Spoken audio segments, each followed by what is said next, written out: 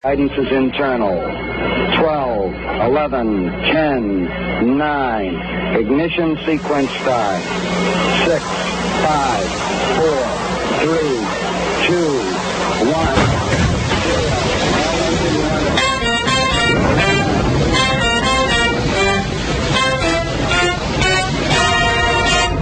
You're up.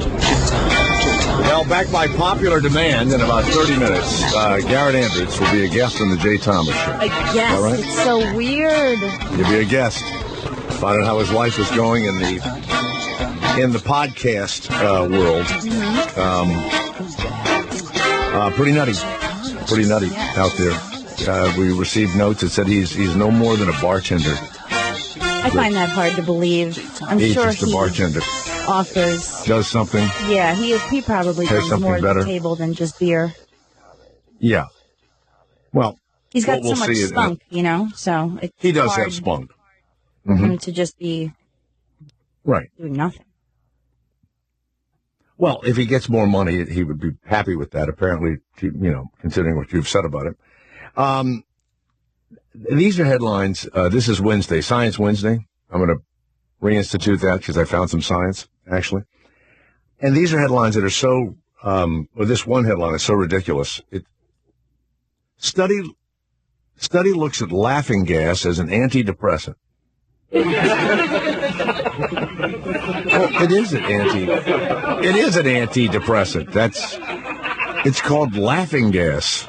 Let me tell you, I get laughing gas at the dentist for every visit, even if it's a cleaning, because I'm so anxious. And it takes the edge, right? I mean, I've slept through root canal cleaning. I've slept through it because they crank it real tight up there. But I'm so anxious, it's the only thing that will make me not bite the dentist. They should have it in every doctor's office across the board. Gynecologist. You try to bite the dentist? I feel like I would. I'm very anxious, and I get nervous and scared, and I don't like the noises, and I'm a baby, and so he just shoves that thing on my nose, and I'm out, and then I wake up, and I'm clean. Oh, you go to sleep? No, laughing gas doesn't put you to sleep. No. I pretty much just go to sleep though after it. Like they're supposed to give you a little squeeze, but I'm out. I don't like any kind of drugs or anything, so I don't take. I had my teeth done. They had to grind my front teeth down. I didn't even get anesthesia. I don't get anything. I didn't get any deadening even. I don't get anything. I mean, if they're going to really do something heavy, I'll let them give me a shot, but I don't do any of that. I can't.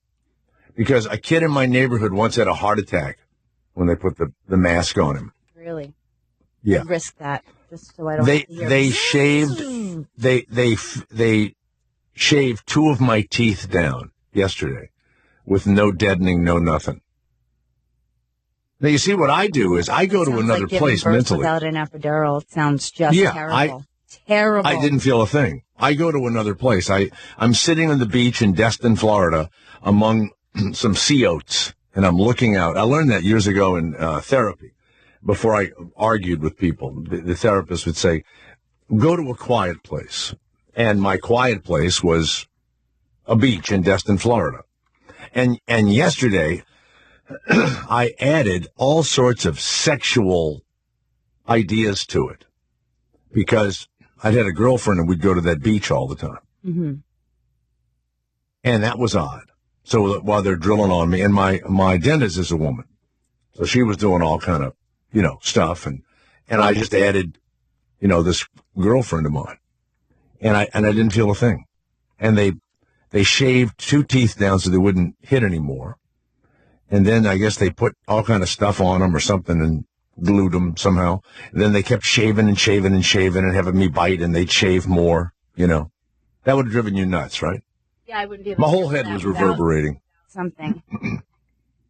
One day after nitrous oxide treatments, 3 patients reported that their symptoms, their depressed symptoms, had disappeared almost completely.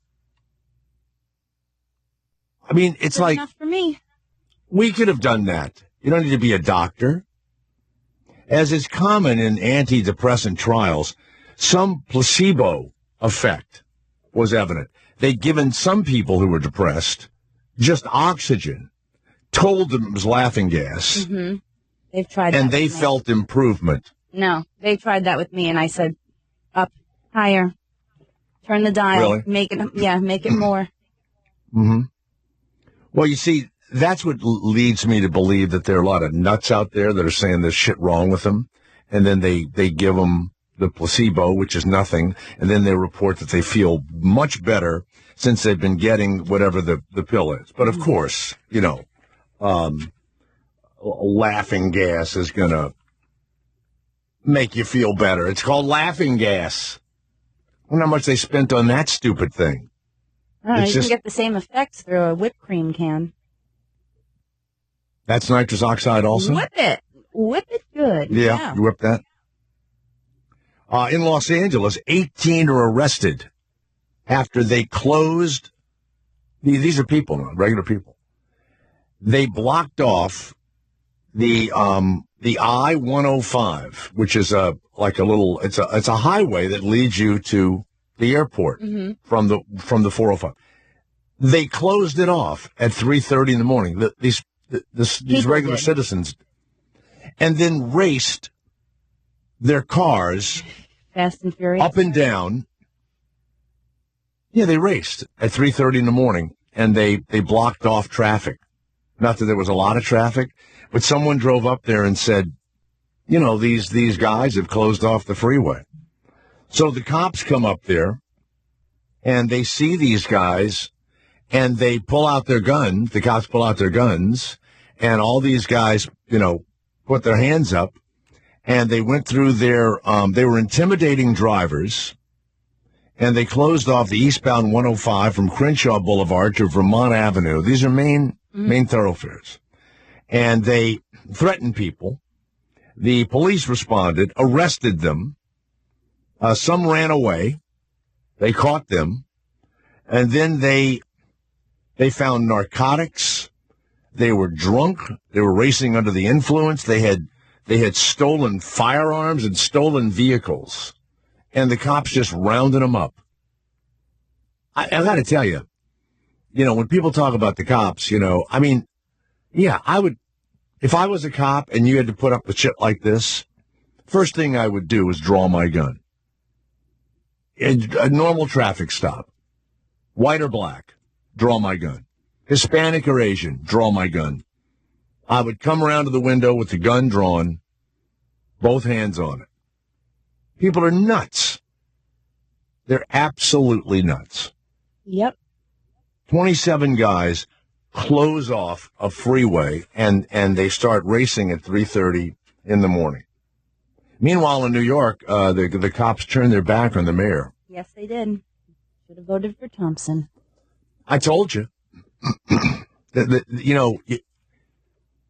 You can't have this constituency that is letting their own people be, bad in the neighborhood, and then the cops come in and do something, and there's a thing here in L.A. Where this guy who was bipolar or something was killed by the police after he was arrested. He was during the arrest. He was completely jacked up on coke. Mm-hmm. Completely jacked up. He starts driving a car and running people off the road and trying to run into people.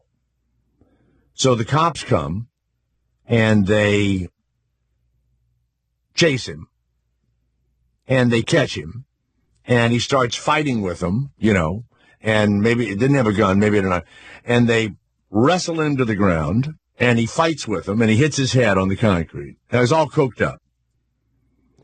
And they take him into, and I think he was a Spanish guy, they take him into wherever. They put him in the hospital. His family comes and says, oh, he's crazy. He's bipolar. Really? Well, who gave him the money for the coke?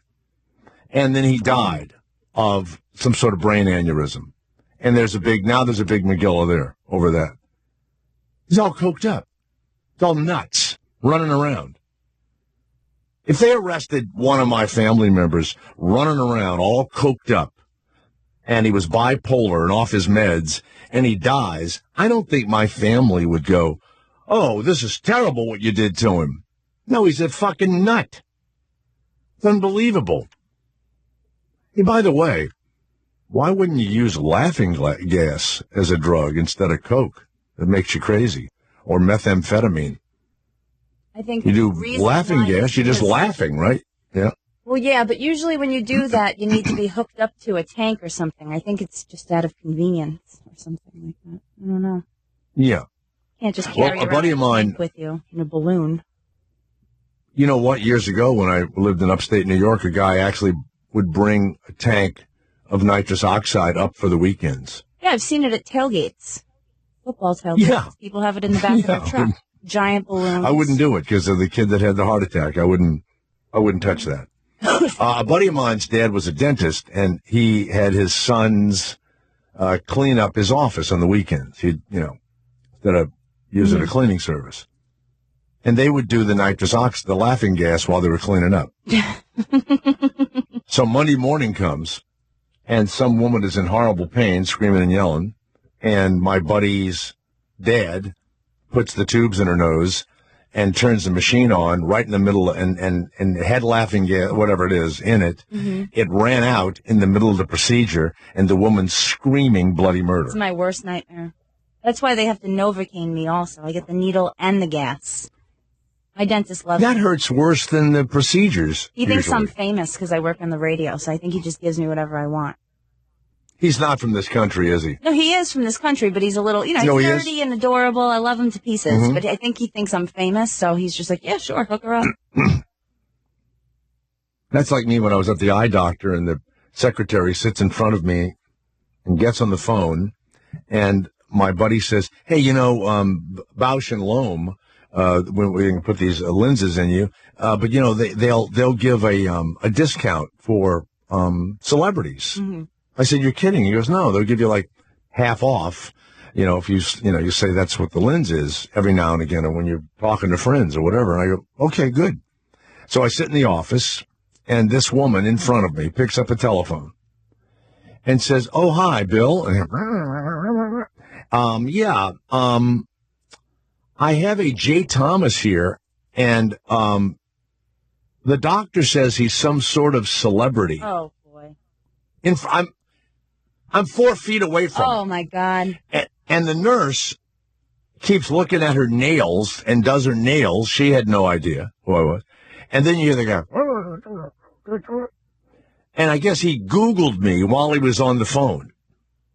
And saw a very impressive resume, may I add. It was awful.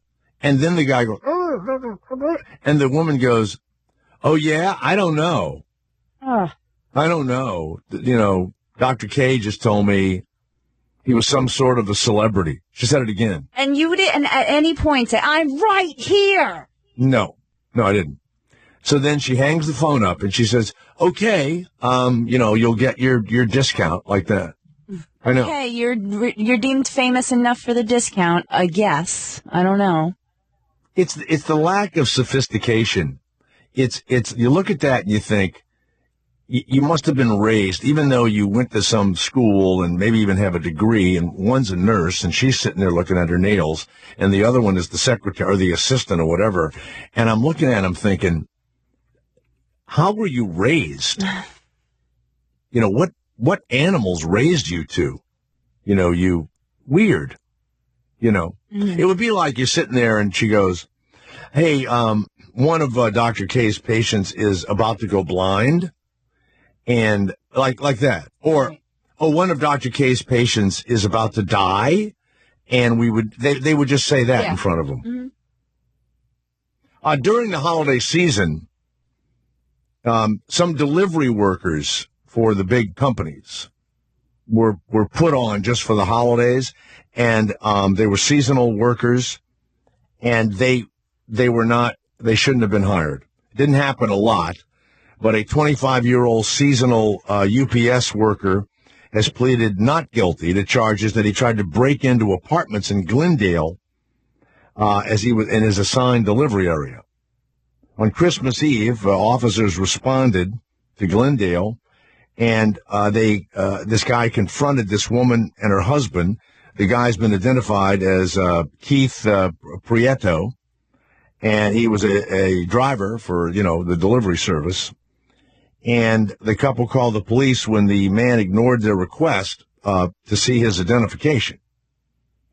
Then they saw the delivery guy carrying a bat and a window screen. Why would the UPS guy have a bat and a window screen? I don't know. Wait, I'm confused. Is he in fact the UPS guy, or yeah? So he was hired he was, as a seasonal worker. Yeah. He was dressed in uniform? But there's accusing him of when he was on his deliveries, he would break into houses during his delivery time. Now, he's pleaded not guilty. When the police arrived, he ran away wearing his uniform, carrying the bat and the window screen. And he ran over a 74-year-old woman. No way. She couldn't get out of the way fast enough. Grandma got run over by the delivery man. That's right. Officers caught up with the suspect after he jumped over a wall and ran into an apartment complex. He began throwing punches, one of the cops suffered a broken hand while detaining him. Here we go again. Yep. So the cops have to wrestle this idiot to the ground. Now, if he had died while he was being arrested, fine. It doesn't say what his race is. It doesn't say anything. Mm-hmm. You know, his last name seems Spanish to me. He'd been making deliveries for about 3 weeks, and had been assigned on New Year's Eve to a Glendale neighborhood. According to Officer Lightfoot, he must be a good runner, Officer Lightfoot. Yeah. And so yeah, you know what? That would be a good, if you're a thief, that would be kind of cool. You're already in the neighborhood. You know, you're already, delivering shit. You got your truck, the whole thing. So it's good. Elsa says, Jay Thomas, you've been playing the audio of the woman that's opening the Christmas package during the proposal. Do you know that has been taken down? And you can't get it on YouTube anymore? How do they do that? I don't know. We just played it yesterday. Yeah, we did. Other links are marked private. I found one video that played without sound, and I was amazed. She looks as crazy as she sounds. I didn't see a picture of her. How does she look? She looks normal. Does look normal? When she breaks down and cries, she looks a little crazy, but every girl has an ugly crying face. That's, but she doesn't look, she's, wearing tight, like a spandex pants and her hair was normal and, it was Christmas morning, so she looked like she just got out of bed. And the parents of the, I guess of the poor groom guy, Dear Jay, this from Dave. Artie Lang is charging $7 a month for his podcast. Good. That's good. I like that. Like when you charge. Wow. I don't know what. This girl is right. Every video, even the ones that I clicked yesterday, they're all gone. How do you do that? How do you get that taken down? Do you contact them? I suppose. I wouldn't even know who to contact. Would you just call YouTube and say, hey, I don't like this? I don't know. I have no idea. Even the Daily News, all of it is removed. Oh, you can't. Yeah, you can't. Wow, she got it all taken down. Okay. Who's waiting to talk to Jay Thomas? Let's talk to Chuck in Wisconsin. Chuck of people like when you say of Wisconsin. Chuck of Wisconsin, it rivals Jesus of Nazareth, the guy said yesterday. Chuck of Wisconsin, go ahead. Hey, Jay, thank you for putting me in such good company. On the subject of the shot, the dentist and all of that, if the dentist is doing it right, the shots really aren't that bad anymore. They numb you first with a gel, and then they shove the shot into your face. Right. I've had that. Sure. I've had all that. But... have you had them pinch your cheek and shake it while they give you the shot? Oh, yeah. I like when it makes a noise. Oh, yeah, that works. I mean, I've had dental work done, and I barely felt the needle at all. I had a prostate exam this morning. My yearly exam was today, and he shook my cheeks before he put his finger in there. Jay, did they find my car keys? I lost it. No, they didn't. No, they found some popcorn though from the movies the other night. Mm-hmm. Apparently, I sat on some popcorn. It's so funny because he's not my normal doctor, and he's actually a guy that I go to for blood work and stuff like that. And so I said to him, he said, oh, your PSA is good, which is, the prostate thing. And he says, and the cholesterol. And he said, everything's good. I said, gee, I haven't been digitally examined in a few years. He says, oh, you have to do that because there is a type of prostate cancer that the PSA is not affected. And I said, oh.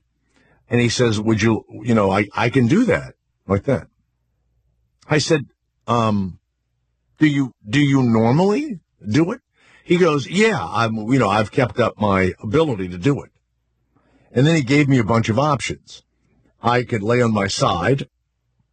I could pull my legs up toward my chest, or I could bend over the table.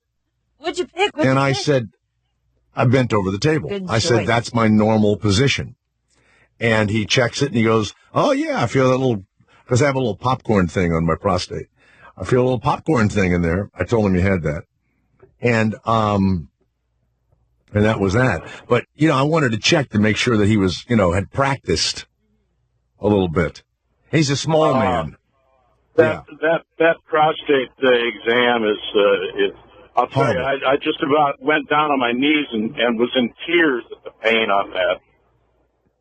Well, you must have something wrong with you. It's not supposed to hurt like that.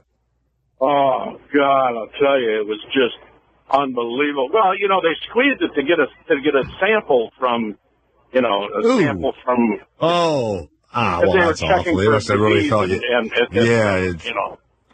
That is the thing. It's like when you wake up one morning and you've been in the closet and you realize you're gay, and let's say you're a grown man and you're gay, you don't just announce that and your ass is off limits. That's going to be part of the deal. And that, to me, would be the most difficult thing to get used to. And so even if I woke up and I found, licking or kissing or whatever, okay, you can probably get used to that, even though as I say it, it disgusts me right now. But, that you're going to have to, yeah.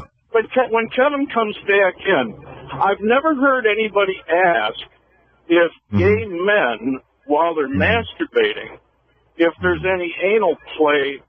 Well, we're not going to. All right, get rid of this idiot. This guy's on his knees. It must be for women, Christina, when you're like 14 or 15 and you realize it's coming soon. Is it frightening that there's going to be something lodged inside of you? Must be the same thing. Are you talking about getting our sex? Oh, yeah, your vagina. It's gonna. It's must be the same. You wake up one morning, you go. Yeah, because I from can start imagine. to finish, because I don't know how other mothers were, but when my mother, she had the talk with me and she took me to the gynecologist, and that's even scarier than knowing that a penis is coming towards you, because now it's a strange doctor and they're shoving metal things into you and you're all spread and they're dipping stuff in and it's awful, the whole process. And you don't get used to it. I'm waiting for that moment where I'll be comfortable there and I'm not. I guess they say that if you have babies, you will eventually just let anybody look inside of you. But I'm still uncomfortable with the whole procedure. In that movie, Nymphomaniac, they have a hospital scene that they're performing an abortion. But you don't see the fetus or anything. It is so weird, and yet it somehow fits in the movie. It's pretty crazy. Jay, speaking of driving, have you read about the guy that went as fast as he could around Manhattan Island in 24 minutes and has been convicted of reckless endangerment? Yeah, I have read about this guy. He posted it on YouTube. His name is Adam Tang. And he drove around the island of Manhattan, which isn't very big. It's crowded with people. And they, he had to have a lawyer and all of this, and he put it on YouTube, and the cops arrested him for driving really fast around Manhattan in regular traffic. Yeah, and he faces up to a year in jail. Yeah, put his ass in jail. I find people that do shit like that to be totally stupid, and they need to go to jail. He didn't attend the trial. His lawyer said his client might be guilty of speeding, but he never lost control of his car, put others in danger. He put a GoPro in the car. Yeah. And he also he sped it up, so it seems like it's super fast, and it's faster than he would normally be driving. Mr. Tang is a day trader from Canada who lives with his wife on the Upper East Side. Put her in jail, too. Put them all in jail. If she knew he was doing it. Yeah. Oh, yeah. Look. It just... His last name is Tang. Put him in jail for that. Idiot named Tang. You're named after an orange powdery substance that the astronauts took up, outer space. That's stupid. The jurors said that Mr. Tang was a skilled driver, but they were convinced that he did disregard the safety of others as he crossed the Cross Bronx Expressway, raced down a crowded Harlem River Drive. He did it in 24 minutes around the entire island of Manhattan. A second juror, Damascus Sukhbersingh. That's a guy's name. First name is Damascus. That's Damascus. Yeah. Who names their kid after the town? What's your son's name? Sacramento Jones. Really? That's your kid's name? Yeah. Sacramento, get over here. Yeah. What's your son's name? Bedford Stuyvesant Miller. I hate when people name their kids Brooklyn. Makes me crazy. Brooklyn Miller. Yeah. Well, what's your daughter's name? Topeka. Topeka. Yeah. Anyway, his name is printed here, so I'm going to say it. Damascus, whatever his last name is. He at first was inclined to acquit Mr. Tang because he had stopped at traffic lights. That's pretty funny. Well, he had to.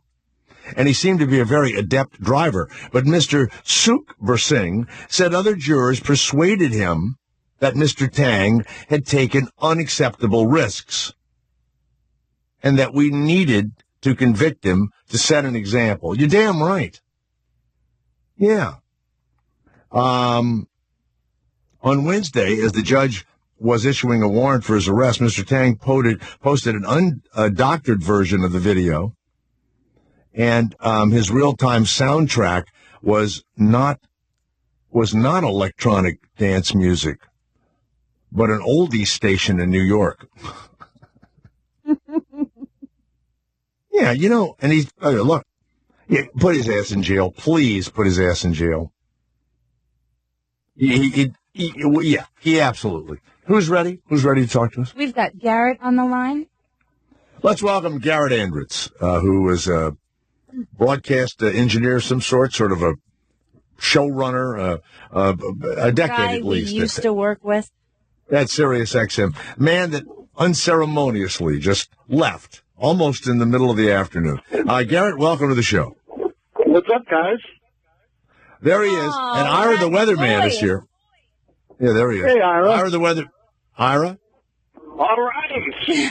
Yeah. Look at this for you and a bunch of misfits. Ira, how do you feel about Garrett Andritz is with us also? No good, Shane. No good. Get him off. Get him off. Why? Get him off. He's not part of the crew anymore. Wow, that hurts, Ira.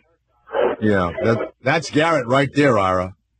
Garrett, you're a traitor. You and the Jets are traitors all together. You and the Jets. He put you in with the Jets. You're both traitors. Now, why are the Jets traitors? I don't know. What did they do? They just lost. They're traitors too, Jay. When you don't have one person, the other person is a traitor altogether. Wow. Boy, you're getting a tongue lashing, Garrett. How was your Christmas? You didn't get there were no gifts from us here, no bonuses, no nothing. You were just, did you feel kind of lonely? Since you're on the phone, Garrett, next Thursday is my birthday. Next Wednesday, the whole show is going to be dedicated to the I-Man. Yeah. You just called me a traitor. Why would I wish you a happy birthday? Well, you have to. Send the card up to Sirius. Send the card up to Sirius, would you? The real deal. Yeah, you know what? Get a card saying happy birthday from the traitor. Would you do that? By the way, I would like my Jets home and away hat back. Would you get a chance? Sure, it's still brand new. Yeah, the one with it's the home colors on one side and the away colors are on another, the thing that you made fun of. So we've had some reports that it sounds like the people that when you're doing your podcast, all you do is bring beer to the guest and to the host. Is that true? That's a main component of my job during the show. Yeah. You do bring beer. Yeah, he has a full bar downstairs with a Budweiser tap and a Guinness tap and full liquor and everything. So fantastic. Now, wouldn't that lead people to believe, or me to believe, that you're at work and you Gary, I hope you're freezing yourself going out to Long Island. He wants you to freeze now going to Long Island. He wants you to die. It must be around 4 degrees going out to Roslyn, Long Island. Is that because of his cold, dark heart, Ira? Yeah. I could warm up in his movie theater, though. So. Oh, he has a movie theater in his house.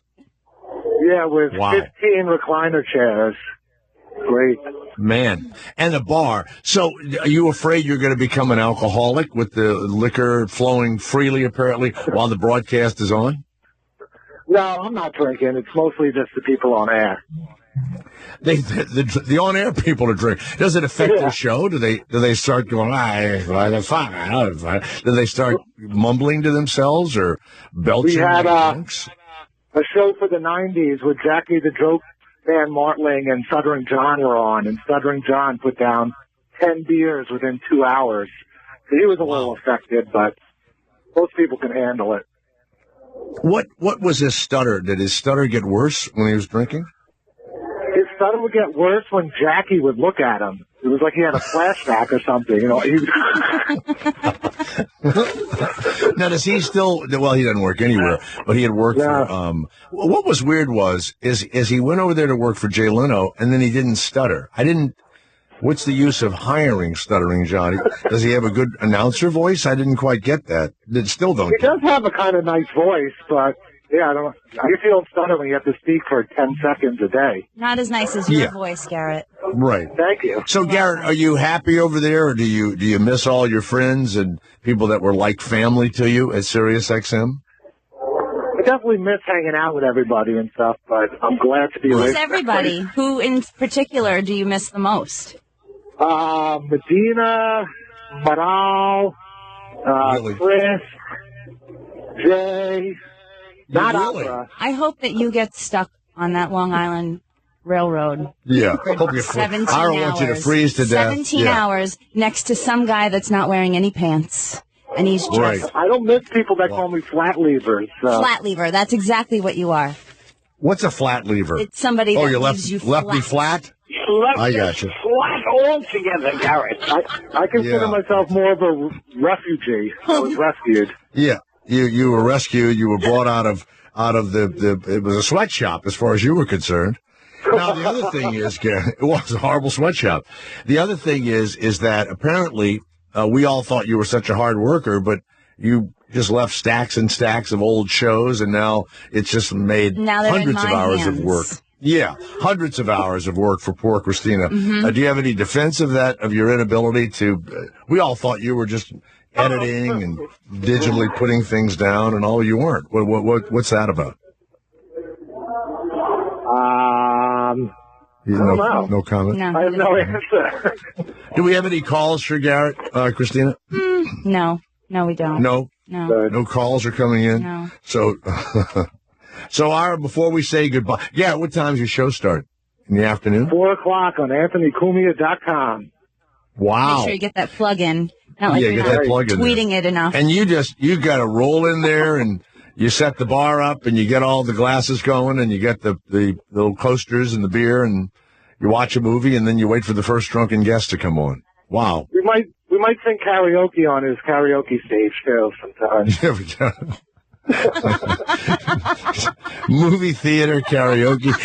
Does he ever leave the house? Imagine why There's Garrett no reason to even leave. Why would you? Where you are right now in Roslyn, Long Island, you're going to have a little bit of snow flurries tonight, and I hope you don't get stuck in Roslyn, Long Island tonight. Well, if he does, he gets to sleep in one of the. How many bedrooms do we have at that house? Oh, at least 6. 6 bedrooms. Yeah. This man is single. This is a single man. Yeah, but there's, friends of him that have their own suites here and stuff, so. It's like the Playboy Mansion. Oh, yeah. There's different girls every week, and. Does he have the grotto? Does he? You go swimming and you go under and there's a topless woman. She bobs up, from the grotto. There's a hot tub and connected to a pool. Mm-hmm. Now, is your girlfriend afraid that she's going to lose you in this kind of With male? all these women, it's like a broadcast man cave that you work in. I think she was a little afraid at first, but she met him during our Christmas party, and it was right. So. Okay. All right. Well, Garrett, we're glad you're doing well. How are you guys doing? You came on, but I'm busy, Garrett. I'm very busy. That's how I'm busy too. I'm very busy. Very, very busy. We're pressing on without you. I'm very busy. They took away your morning show. What? Whose morning show? Hey, Dominic. As of it's January not yet, but 12th, soon. It'll be soon. Yeah. To Sirius XM. Yeah, he's going to simulcast for a while. And then I spoke to the vice president yesterday, and he said that the Sirius Indie channel would be bigger and better soon. Okay, Garrett? So don't start. Don't start. I've got a couple of calls. Why did I leave? I know, he left you right left in a the little nick of early time. because it's going to be what I like to call B&B, buddy, bigger and better. That's what I'm calling it. I was trying to get them to change it to the B&B network, bigger and better. And then I would also start selling. He's changed it too. Like he changes his underwear, I swear. Ira, would you want to go where Garrett's working and watch a movie and have a beer and maybe sleep in one of the suites and take a hot tub? I don't want to go over there. It's too cold in Roslyn. It's too cold in Roslyn. Yeah. All right. I've got some calls. We have some phone calls. Sure. Who's calling? Let's go to James in Delaware. All right, Ira, relax. Garrett Andritz is visiting us from apparently a very cold place called Roslyn, Long Island. Out there tonight. I hope. All right, we got it. We got it all. We got it. Good. Thank you, Dr. Frank Fields. Let's go to James of Delaware. Go ahead. Yeah. Hey, could you get rid of Garrett? I mean, he's bringing the show down. He wasn't good when he was on there. And now he's making it worse. Just let him go. He's a turncoat. All right, he's got to go. He's a turncoat. Turncoat. Traitor, turncoat. Soon to be a frozen relic of Sirius XM. I've got Paulie in Brooklyn for Garrett. With a tattered coat against the wind.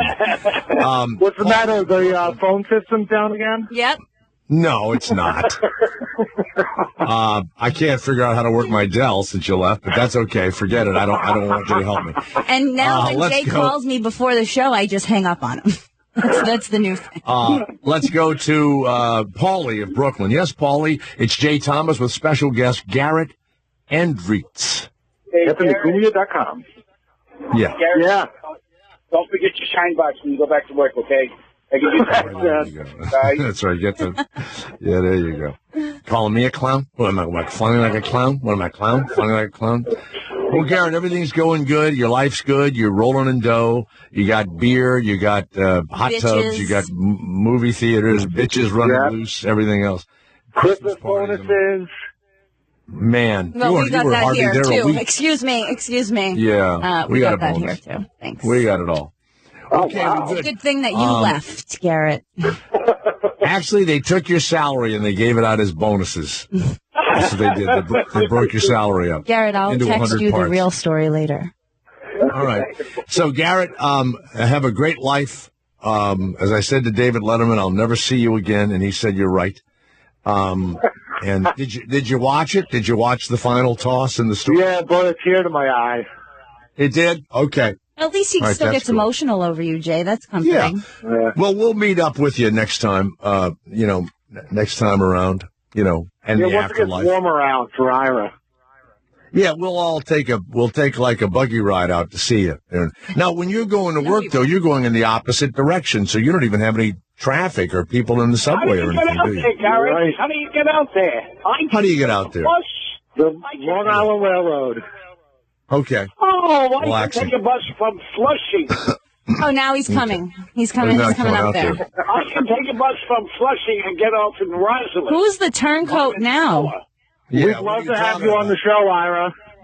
They want to have you out there, Ira. Just like that, Ira was gone. I can get off. You know what, Garrett? You better get a little bottle of Manischewitz. Ira, we have a full green screen, so you could do the weather report, just like a real weatherman. Like a real weatherman. Yeah. Why don't you put up like a map of Afghanistan and he'll think it's the United States. He'll think it's whatever county Roslyn, Roslyn, New York is in. All right, Garrett, thank you very much. Have a good one. I'll talk to you soon. Garrett Andrews. Bye, guys. Visiting. Unbelievable. Well, you know what? That was so emotional for me, Christina. I need to take a break. It's the Jay Thomas Show. We'll be right back. The Jay Thomas Show. He's the afternoon guy. I'm a minor genius. What is this, huh? Sirius XM. Indeed. Well, that was something, wasn't it?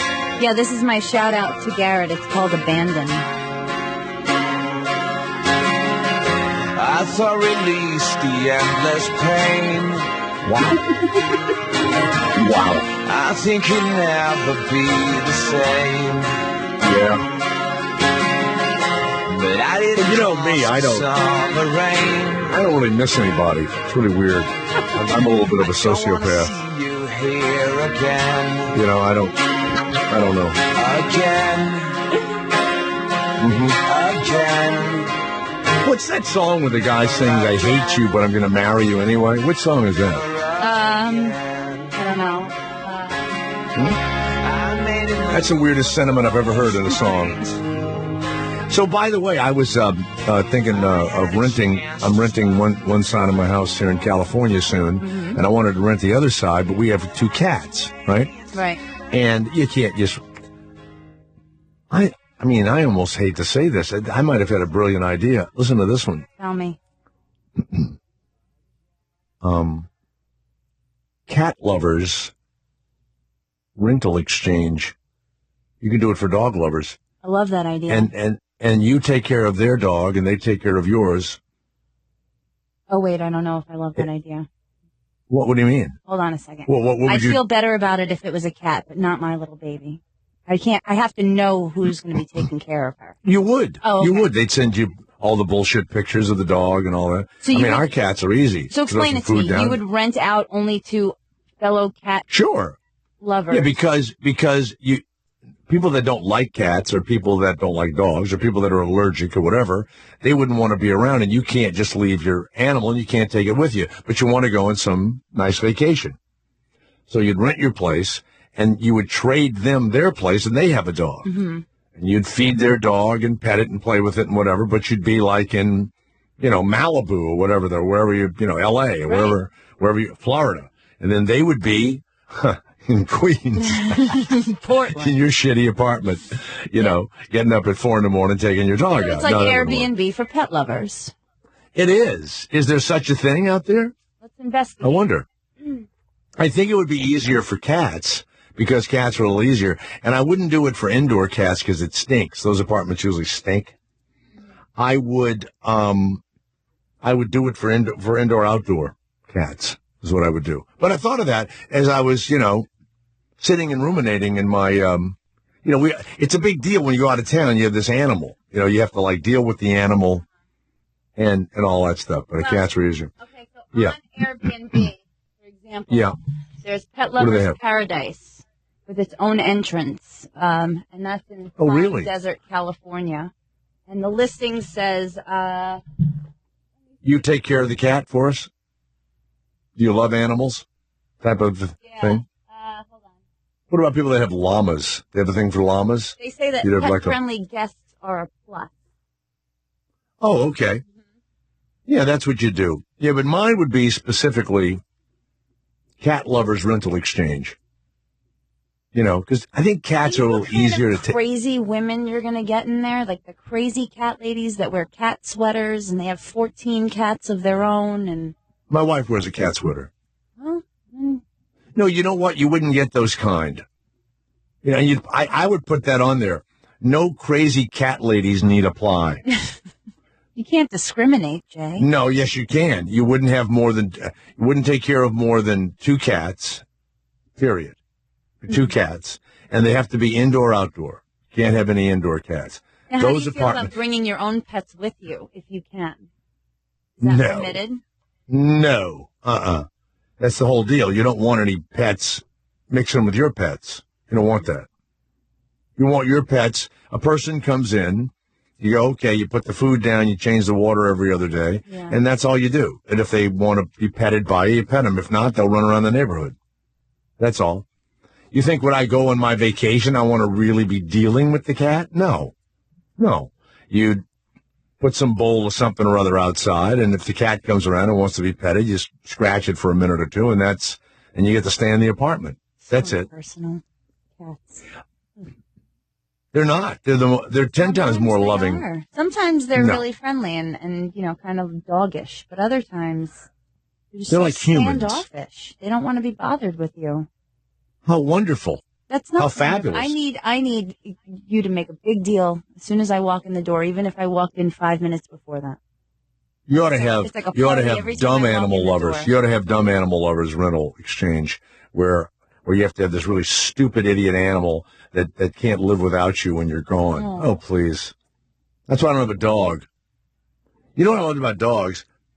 You're with them and you walk outside and you put the garbage up or you water the lawn or whatever. And when you walk back in, the dog. Yeah, that's what I mean. It's a party every time. The dog goes crazy. Like you've been gone for a month. Yeah. You've been outside for 5 minutes. I know. I love it. It's wagging. It's been 10 hours. Its back is curved. The back is curved. It's wagging. I like a cat. You pet a cat.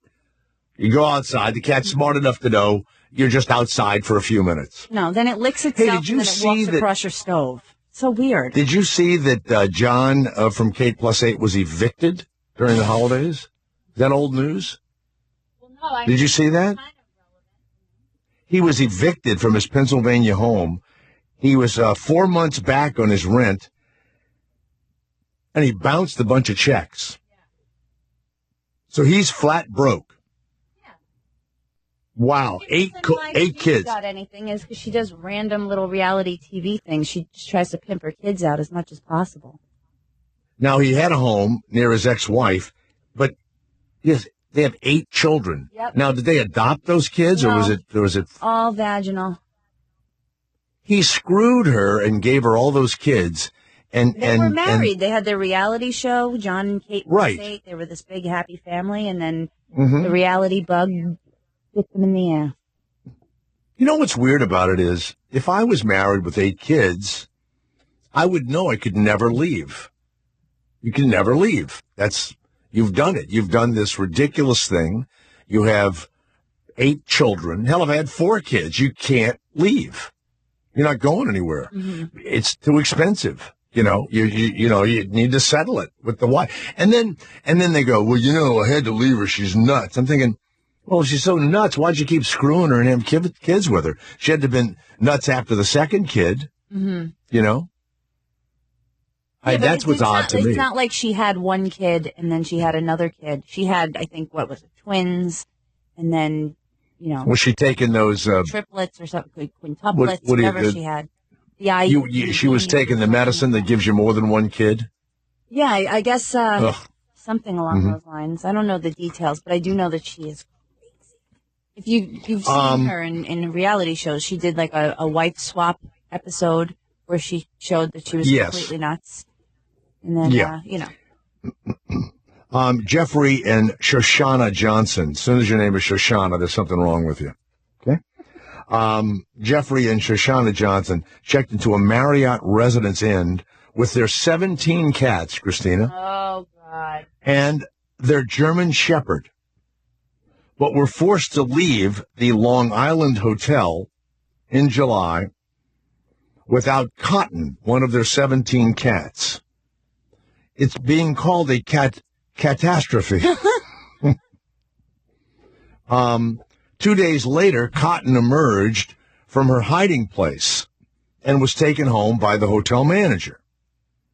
Only when Cotton got home, it went inside of the wall of the hotel manager's home and has been gone for good. And now these people with the 17 cats and the one German Shepherd are suing this woman for $150,000 in damages. Who lets anybody check into a hotel with 17 cats and a German Shepherd? How The is that not against stupid the policy? Marriott Residence Inn in Central Islip, Long Island. Residence Inn. That's. They let them take 17 cats and a German Shepherd in.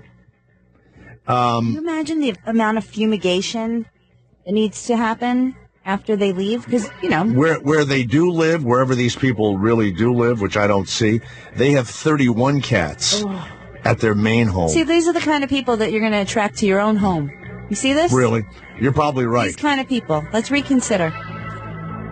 The husband says, I believe that Cotton is alive and living in the wild. What idiots. So, yeah, you're right. I'm not a Residence Inn lady, okay? And if your name is Shoshana, I would put that on my website. Do not apply. Or if your name is Jackie, Jackkique, or you have tattoos. No. Yeah, I have a lot of stuff. Yeah. A lot of caveats. Jay Thomas. The Jay Thomas Show. It's the afternoon show. I can be funny, too. That was a good one. Say it twice. It'll be funnier. The Jay Thomas Show. Indy. Sirius XM. Indy.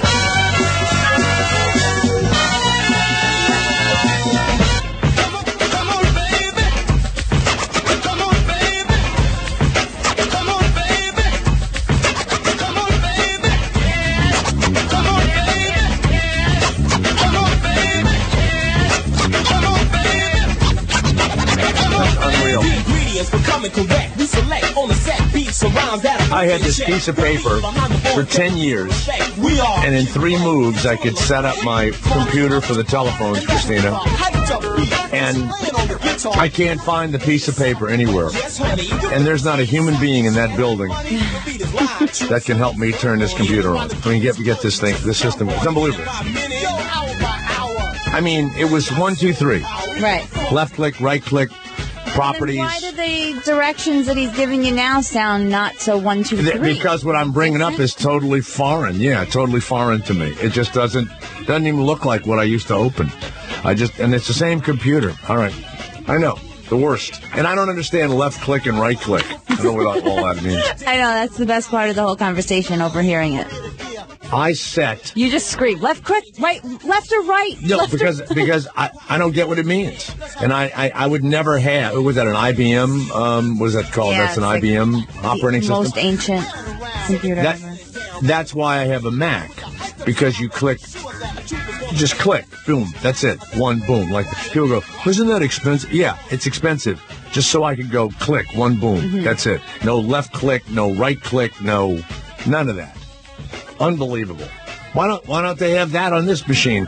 Because what? The guy from Apple won't give the guy from IBM the able to just one click? Mm-hmm. What greedy bastards.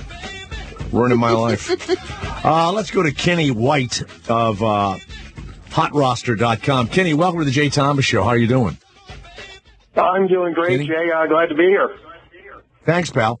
And you are the chief gaming officer and co-founder of Game Sports Network. Now, now you're the maker of Hot Roster, which is it's a fantasy sports app.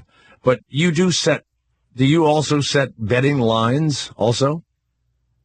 Yes, I've been doing it for 30 years now in Las Vegas, setting the sports betting line. You know, I was with a kid the other day that's a friend of ours from childhood, and he is a mathematician, and he just graduated from some University, and he was going to set up, and he has been setting up, and he did his master's degree on algorithms that he was going to use to figure out betting lines in Las Vegas. And I said, "Oh, do you gamble?" He says, "I've never bet a penny in my life." And he says, "I don't even plan on betting." Have you ever heard of anything like that? Oh yeah, the math guys love the sports because the numbers, and mainly baseball because there's so many numbers in baseball. But more and more math people have been involved in this field over the years. 20 years ago, nobody, but it seems like over the last 10, every math guy really is fallen in love with the betting line and projecting who's going to win and who's going to lose. You know, so I bet football only. I don't bet anything else. I bet maybe basketball a few times, but so this weekend we have 4 big, playoff games. And I don't have the info in front of me, but it's going to be Seattle against Carolina, correct? One of the games. That is correct. It's in Seattle. That line opened 11.5. Money's been on Carolina. The line is down to 10.5 in that game. Yeah, what happens is that, for those who don't know, it means that when the game starts, Carolina is winning by 10 points, basically. Let's just make it 10, right? And so Seattle doesn't tie the game until it gets to 10 points, right? Now, there's emotions. There's emotions involved in it. There's human beings involved in it. And so you're figuring that the human beings for Seattle at home or a touchdown and a field goal better than the human beings visiting from Carolina. But what's weird about this is, do you put emotions in there? Like, they're not machines, And in the odds-making process, Jay, it's about 80% math and 20% of the equation is emotions and trying to figure out, will the travel hurt? How much is the home field worth? What's the weather going to be like? Will that affect the opponent? Different things like that, coaching styles and matchups. Right. So, in your opinion, do you think that Seattle will win by more than 10 points? I think they're the best team in the NFL, and they're playing like it right now. And they have the best home field advantage. And, home field's kind of an average number. We always say home field in the NFL is worth about 2.5 points. The highest I've ever given before Seattle was 3.5 to the Broncos because of the mile high and the altitude. Seattle's stadium was built for the acoustics and the sound and the 12th man there. Their home field's worth 4, and it's actually been worth 5 in the playoffs.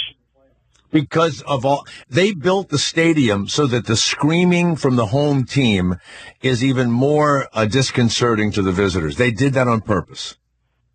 They did that on purpose. It was built for that reason, and you'll see more and more stadiums that will be built that way here in the future. That it's so loud that you cannot audible. You've got to stay with the play that you called in the huddle. And that hurts teams, and Seattle's defense is just so good. I think they win the game, and they win by 17 in that football game.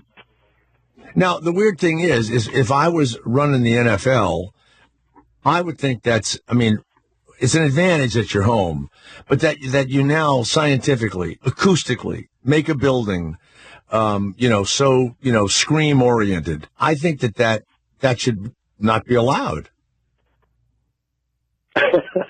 Hey, college football, they do crazy things too. You walk into the visitors' locker room at Nebraska, and I think everything's painted pink.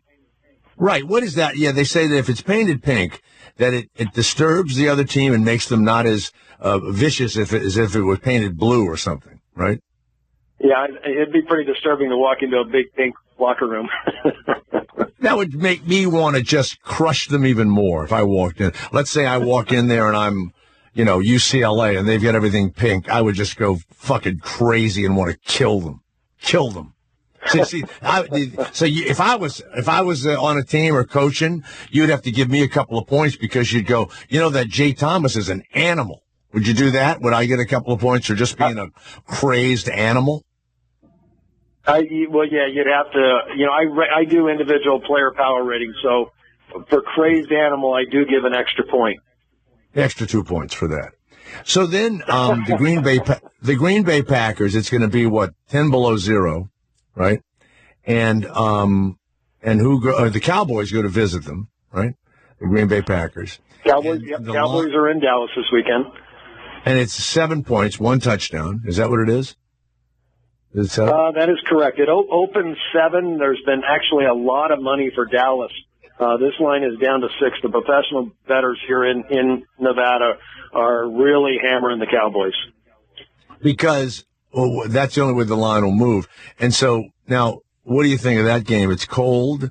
They're at home. They've got Aaron Rodgers. Do you like the 7 points over the Cowboys?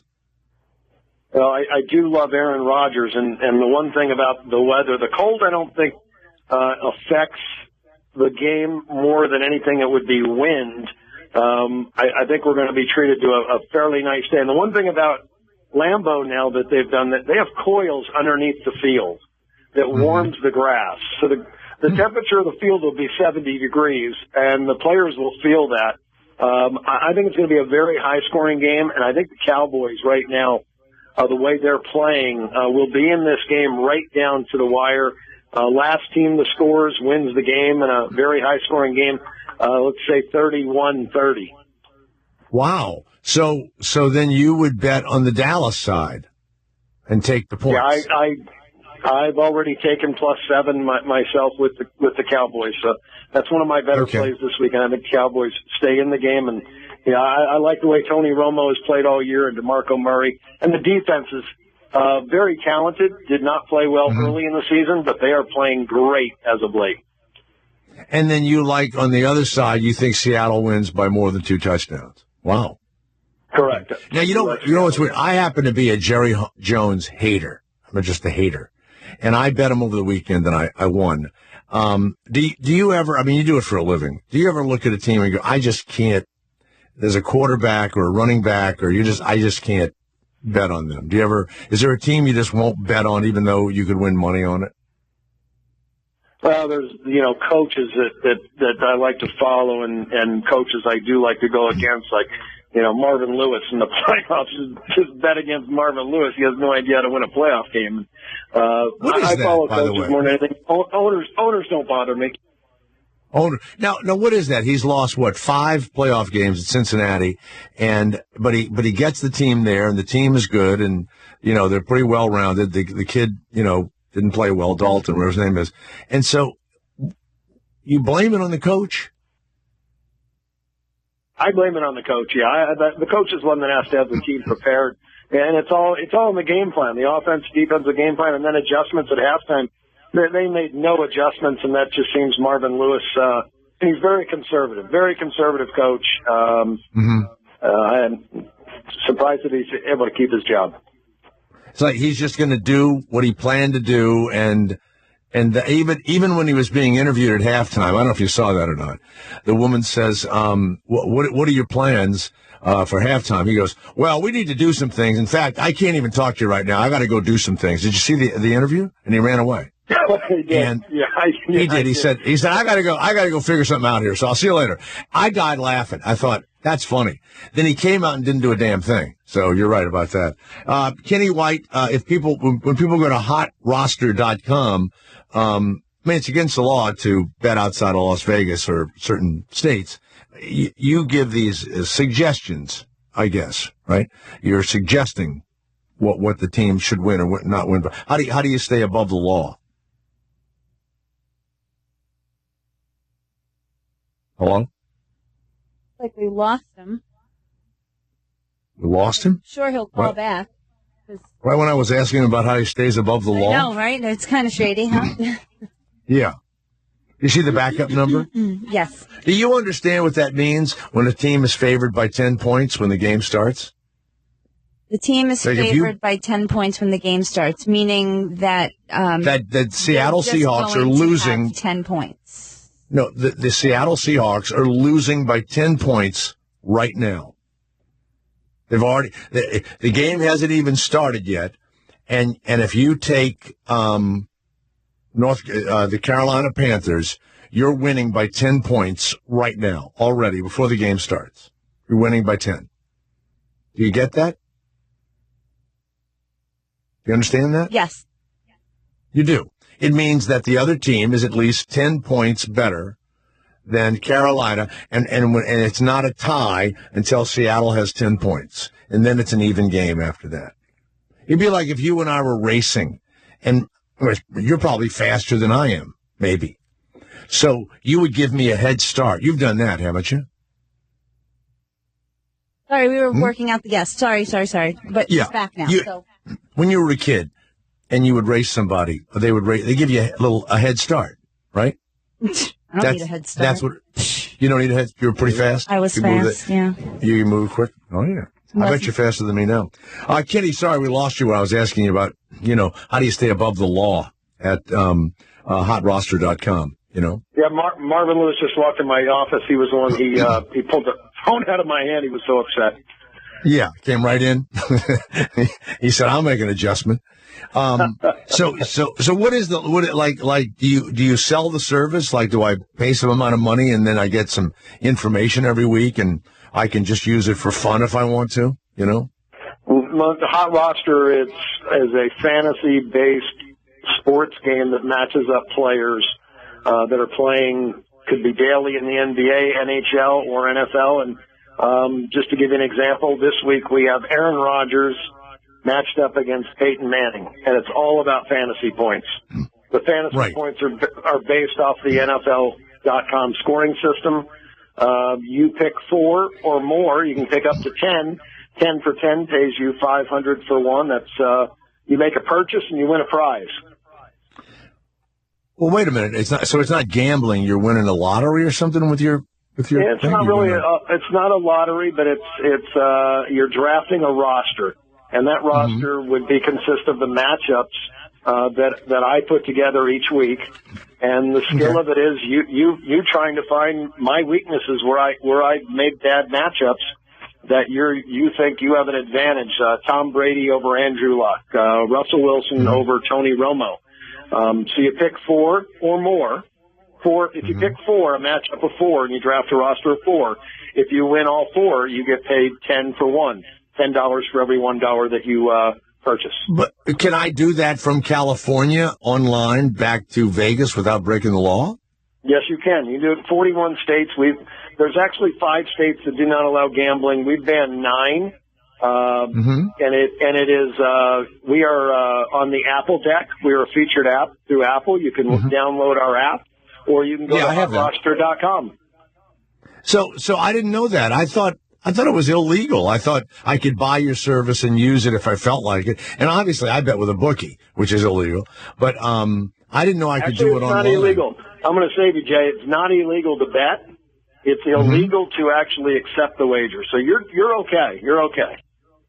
Oh, so when I call my bookie, I'm not breaking the law. He's breaking the law. That is correct. Unless he's paying his taxes, then actually he's pretty good too. Isn't that, it's so silly in the United States, isn't it? It's like, would that put you out of business if they made that a federal law that you could bet on sporting events, or they'd use your information, I guess. But not at all. It didn't put Vegas out of business when Atlantic City got casinos and the rest of the world. So sports betting would just help Vegas out. I think it would make it that much more transparent. There's $500 billion a year wagered in sports worldwide. Isn't that ridiculous that the United States government doesn't want a big chunk of that tax? It's just so silly to me. Adam Silver does with the NBA. He's smart enough to come out and say, "Yeah, let's do this." You should be able to bet at the game. You can go to the UK and go to a soccer game, football, and make a wager in the stadium at the game and during the game as well. You mean like at a horse track? No, at a soccer game. No, but I mean like when you go to bet the horses or you're inside. So I could walk in and I could walk into Lambeau Field and I could put a wager down on the Packers, and then at the end of the game go collect my ticket. It'd be a trillion dollar industry if they did that, and it'll happen. Oh my God! It'll definitely happen. Yeah, it'll definitely happen. Oh my God, I'm sitting there drooling. I would love to, because I'm a Saints fan, and we're big gamblers in New Orleans anyway. We have slot machines, video crack, we call it. Got the video poker machines everywhere. To walk into the Superdome and to be able to put $100 down on the Saints and then watch the game, forget about it. I'd go crazy. Well, imagine in Lambeau, once you drool, it'll freeze, and you can use that to stir your drink. Oh, yeah.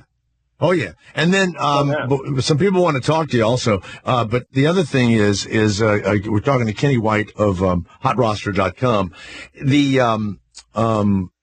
other games I'd like to go over. You have got Tom Brady is going against the Colts, correct? Correct. And what's that line?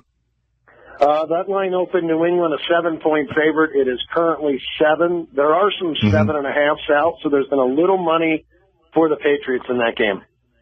Okay. So, how do you feel about that game? I like the Patriots, but not by 7. And I agree. I think the Patriots win the game, but I don't think they cover the spread. They're just 3-10 against the spread in their last 13 playoff games. They have not been successful. And Gary Kubiak, if you watch the Baltimore-Pittsburgh game, he's the offensive coordinator for Baltimore. I thought he did a tremendous job against Pittsburgh. Great job of play calling. Yeah, he did. He did good. And then you got Andrew Luck. And then the other game it's all escaping me because I don't have it in front of me. Indianapolis at Denver. Yeah, Indy at Denver, and they're going to be a mile up in the air, and you say that affects by a point or half a point or something like that. And what's your line there for Denver? Denver opened 7-point favorite, total of 53. I'm going to give you the total on this because I think it's going to be an extremely high-scoring game. And the current line is 7 and 54. There's been a little money for the over, but two great quarterbacks. 8-1, they are over head-to-head the last 9 times these two teams have played. And I think they're just going to add to that. A lot of points. Okay, I'll bet the over. Okay. Well, thanks. Who do we have, Christina? I want to ask some questions. Who do we have? Tell me. We've got Craig in, I don't know where he's from, but his name is. All right, let's just go to him. Hey, Craig, it's Jay Thomas and Kenny White from HotRoster.com. Go ahead, Craig. I'm sorry, Craig's on. Jerry in Louisiana. Hey, Jerry of Louisiana, it's Jay Thomas. Go ahead, Jerry. What's your question? Yeah. Well, you kind of touched on it, but another thing, if they did. What? We lost him too? Good Lord. Sunspots. Go ahead, Jerry. Okay, Jerry. Another thing, if the NFL would let you bet on the games at the stadium, wouldn't that help attendance too? My question was actually, is there a team in the playoffs right now that covers the spread more often than the other ones? Yeah, who covers the spread the most out of these teams coming up this weekend? Denver Broncos have had the most success. Seattle and Denver, the two teams that were in the Super Bowl last year, as of late have had the most success. Okay. All right. Seattle and Denver. You know what? I've been to Denver, and I guess I've jogged. I've done everything. I don't remember being affected by the altitude. There is altitude sickness, and certain people have it, don't they? So do they go in there early for like 5 days or 6 days early to get used to it, the teams? No, in the playoffs, it's everyone is set for the same time to arrive in the city that it's supposed to be at. So I believe they probably got there on Thursday.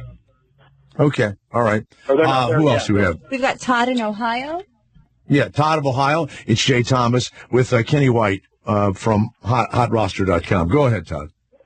Mr. White, I'm curious if you delve into the college game at all and what your thoughts are on the game this coming Monday.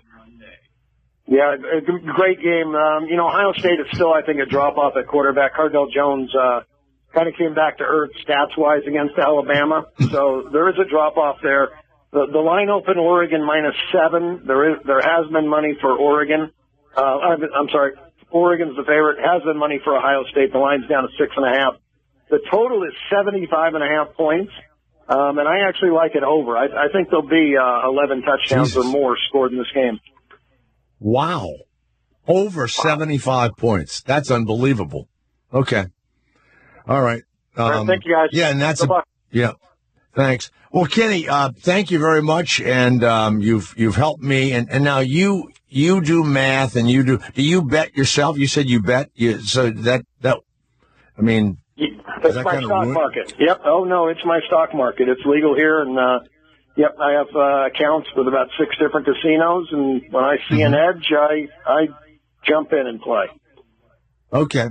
Well, Kenny White, thanks. If you want to find out more about what's going on, and you can also play his game, you go to hotroster.com. Kenny's the chief gaming officer. And were you a degenerate gambler when you were young? No, but learned how to gamble at an early age.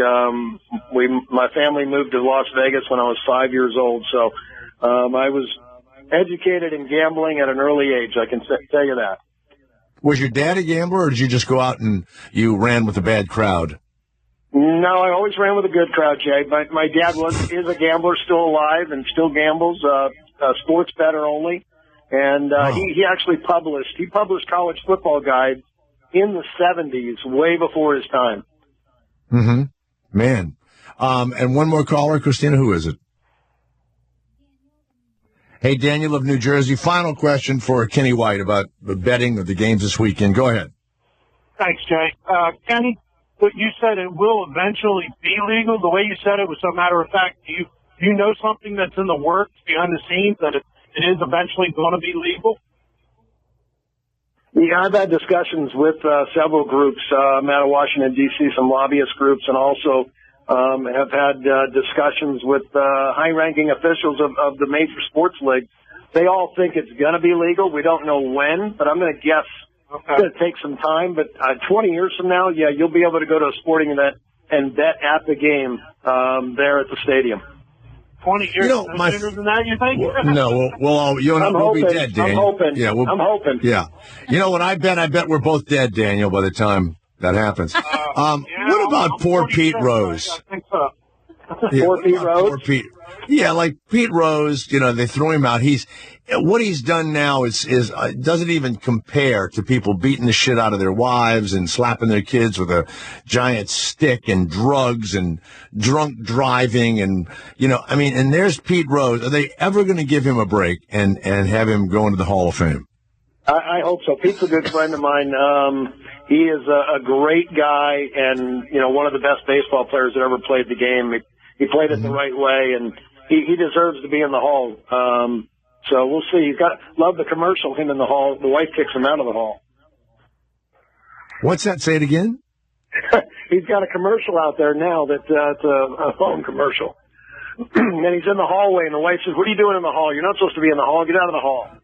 I haven't seen it yet. Okay, well, that's good. Great. Hey, Kenny, thank you very much. Kenny White from... My pleasure. Tell Howard I said hello.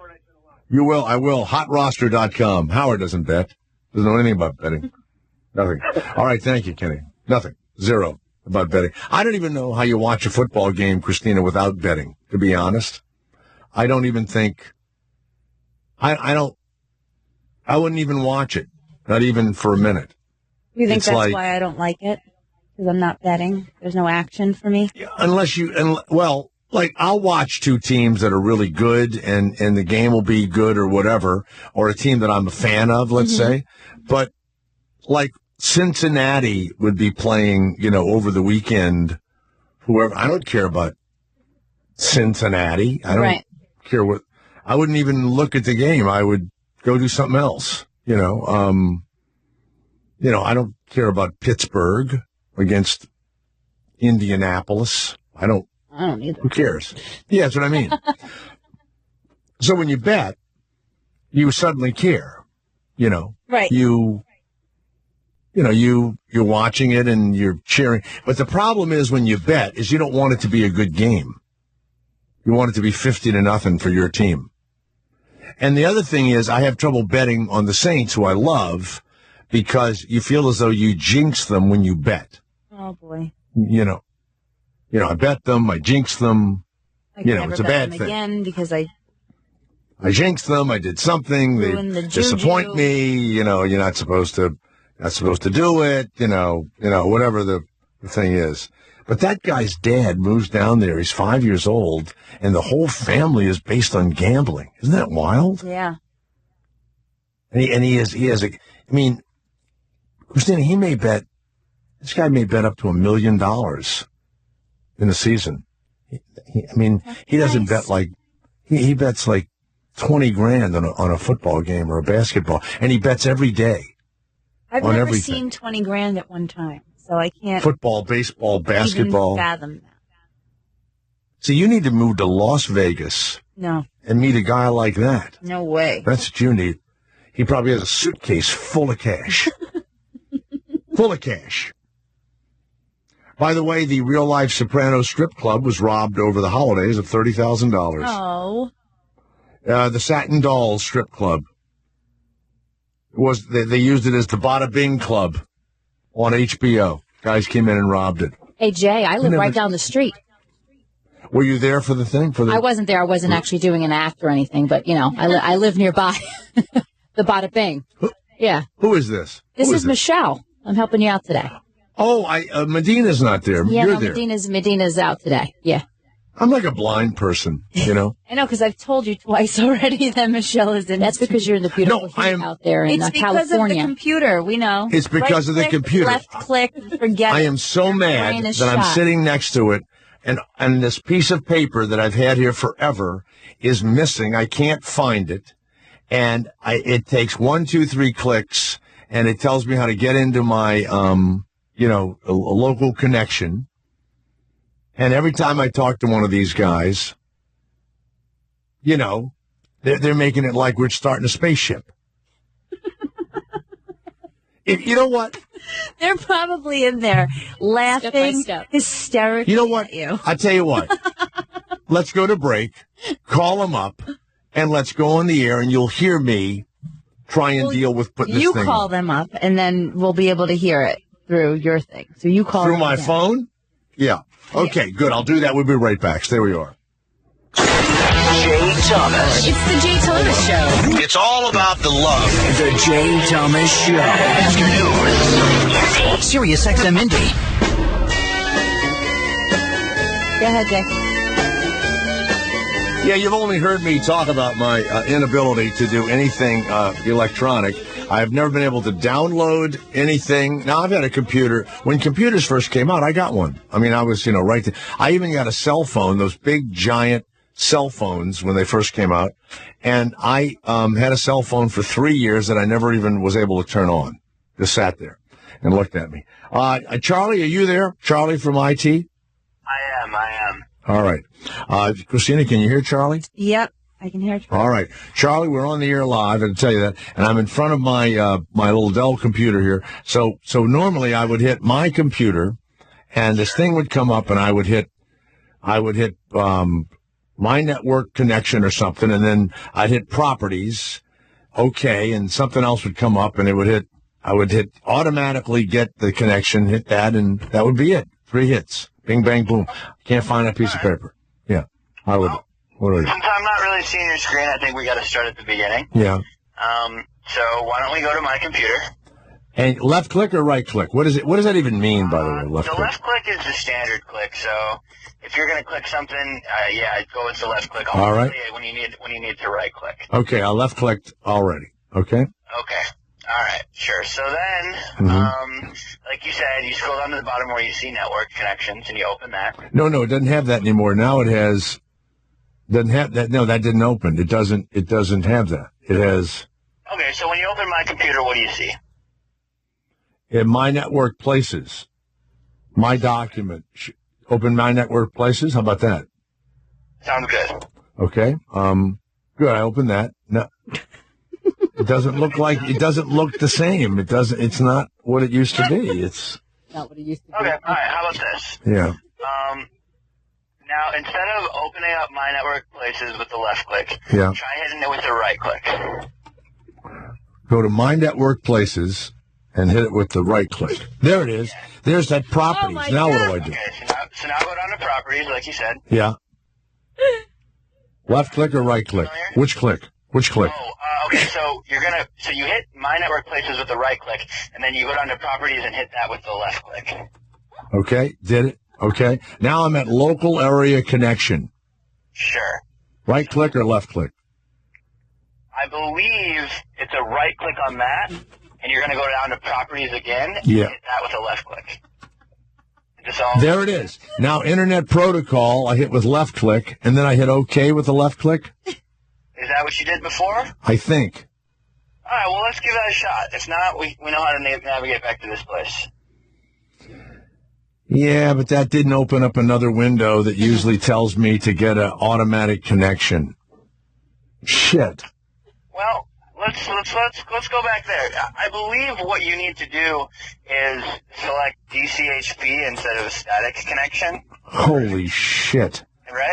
It's confusing. It doesn't matter what that means, but if you just go back, let's go back. So, how do I go back?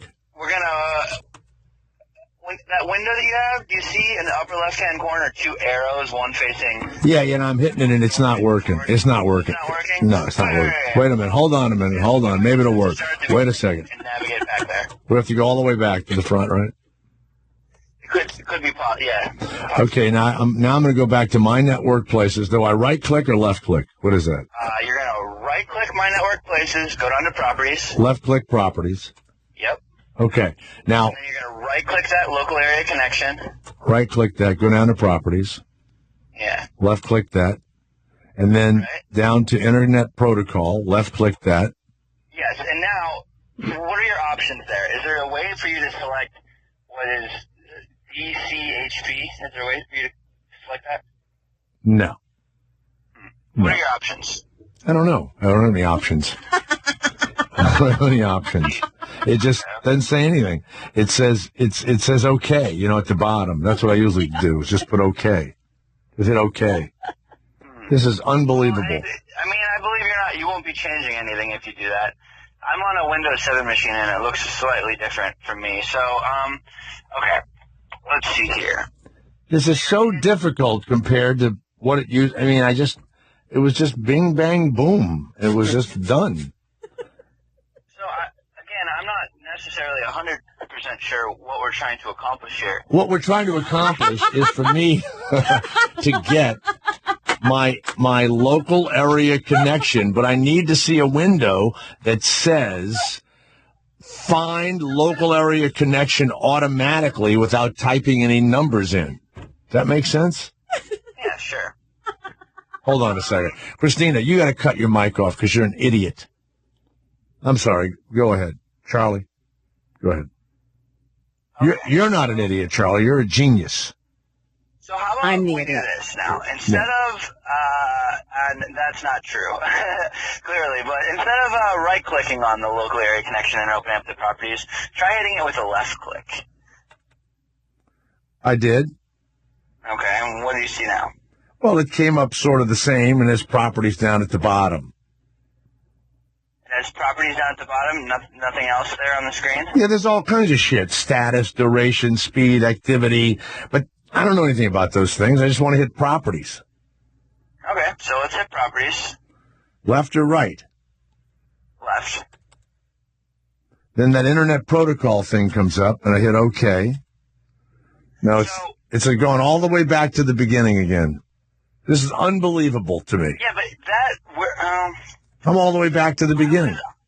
I was told that what needs to happen is you need to be using a DHCP instead of static, which is basically what you're describing. It'll automatically populate that for you. Right. Your local area connection. And that is the Internet Protocol right there. So in that window, you should have another option of things to select, but not seeing the screen in front of me, I can't necessarily tell you. Well, that window, that's all gone now. That's all over. We got to start all over again because you lost me again. So Network Connect, you know what? I'll never be able to do it. It's unbelievable. Internet Protocol, and I hit, it doesn't say anything. It just says configure. What is that? Does that mean anything? I don't know. Yep. No, that doesn't work. Nothing works. Why doesn't it work? It doesn't do anything. It goes, makes a noise. Hear the noise? Yeah, I hear it. Yeah, that's it. So we have to start all over again. You know what? I can't do it. I don't know what we're going to do. This is unbelievable. It was sadly, it was 3 moves, and I can't find this one piece of paper. And so I'm screwed. I don't know what to do. I'll have to figure it out later, I guess. Sorry. Well, it looks like it. All I'll try and get on finding that piece of paper and send it to you. Yeah, somebody sent me something, and it was just, left click, right click, properties, okay, local network connection, find it automatically, boom, it was there. It was like 1, 2, 3. All right. In the right place, in Internet Protocol, that's where you should be. But, again, without seeing it in front of you, I can't really tell you how to proceed. All right, thank you. Thanks. Bye. That's what I go through with computers right there. That's it. Christina? That's it. Oh, hi. That's what I go through. That's what my life is like when I touch a computer. It means nothing to me. None of it means. It's like when people. It's like the television. It's like, I want to play DVD or what. And I have a guy come over, and he gets all the equipment, and he starts my DVD for me. I have to have a piece of paper in front of me on a clipboard, and I have to follow it, and I have no memory of it after I've done it. Like when I'm in Mike Church's office in New Orleans. Next time you get this piece of paper, you scotch tape it to your computer. So I did. I lost it. I did. I had it all. I had all that. I had it forever. I mean, first of all, it never left my office. So somehow it's I'm going to go through every trash can. I'm going to go through everything here. It was just sitting here. It was all crumpled up, and it was old, and it was 10 years old. It was just I coveted to be this. Thrown away. No, I didn't touch it. No, and no one comes in here. No one cleans. It's debilitating. That's the same. I can do a lot of things, but I cannot do anything electronic. When you start going through these issues, and the left click and the right click, you remind me very much of Ira the Weatherman. Yeah. When he started, I agree with you. They're making me pay a bill. Oh, yeah, I'm one of those. You sound like. They didn't deliver my newspaper for like a week or 10 days, and I couldn't even figure out the numbers to press in the telephone. I can't do it.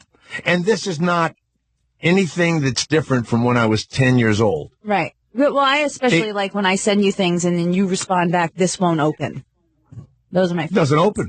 Don't know how to open it. I've never been able to install anything into a computer. I hit every button that says install, and those, the line goes and it goes. I feel like you're giving yourself computer viruses by clicking everything that pops up. Maybe that's why your computer doesn't work, because you're not supposed to click on everything. That I can't play that video because you don't have this plug-in. The flash. You want to install it? I go boom. I hit install, and then doesn't install it. We have people on the line that do what you're doing for a living, what you're talking about. All right, let me hear from them. Let me hear. John in Michigan? Yes, go ahead. Please help him. Yes. No, I don't need help. It's not going to work. John. Yes, go ahead. Who is it? Don, J. Thomas. No, go John. ahead. John, go ahead. John, go ahead. J. Thomas. Yes. Horrible. It's embarrassing. Well, now he's not John, there. go ahead. Oh, you can't even answer the friggin' telephone. Let's try this guy. John in Kentucky. John in Kentucky. Yes, John, go ahead. Hey, man, what's going on? Well, he's not going to fucking help me. There's no Hey, Jay. What? Why don't you put some chapstick on your Dell computer? That might fix it for you. Fucking asshole. Hey, Jay. You know what? If I was in a spaceship and I lost that piece of paper, I couldn't get us back to Earth. I would never get in a spaceship with you driving. No, you would if I had my clipboard with me and all my instructions. As long as I have instructions. What is it, John? What? If you're looking for a cat sitter, I know a good couple people own a Chinese restaurant in fucking Santa Barbara. Help you out. All right, get rid of him. Get rid of him. He's going all the way back to the cat sitters. Talk to all Ken that in stuff. Michigan. Yes, Ken. J. Thomas, go ahead. Hey, Jay, love the show. Hey, first, don't call Christina an idiot. I mean, she's a good kid. Listen, hold it a second. You know what? I'm trying to fool with the computer, and she's laughing in the background. That's idiotic to me. No, it's not idiotic. This is my job, and I can't get a major piece of equipment working, and it was 3 fucking moves, and it's the company computer. They ought to have one of them at a desk that somebody back there can go, hit this, hit that, right, left, whatever the fuck it is.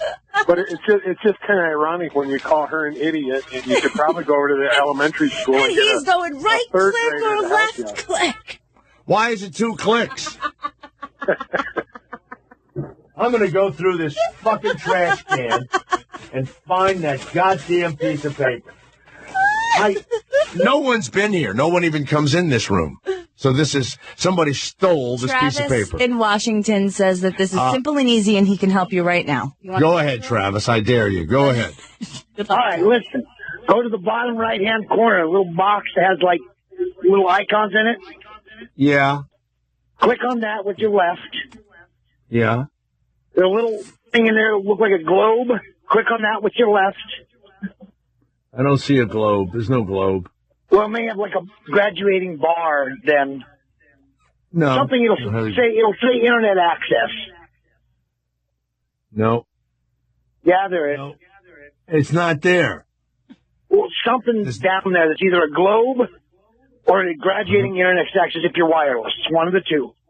I'm not wireless. I'm hooked up. Okay, then your LAN, it'll have maybe a little, like a picture of a LAN cable or something of that nature. No, nothing. None of that. Bottom left-hand corner where it says your time. I know. I'm not an idiot. I know. There's none of that. None of that. I'm going to hit network connections. That's what you want to do, network connections. Yeah, nothing comes up.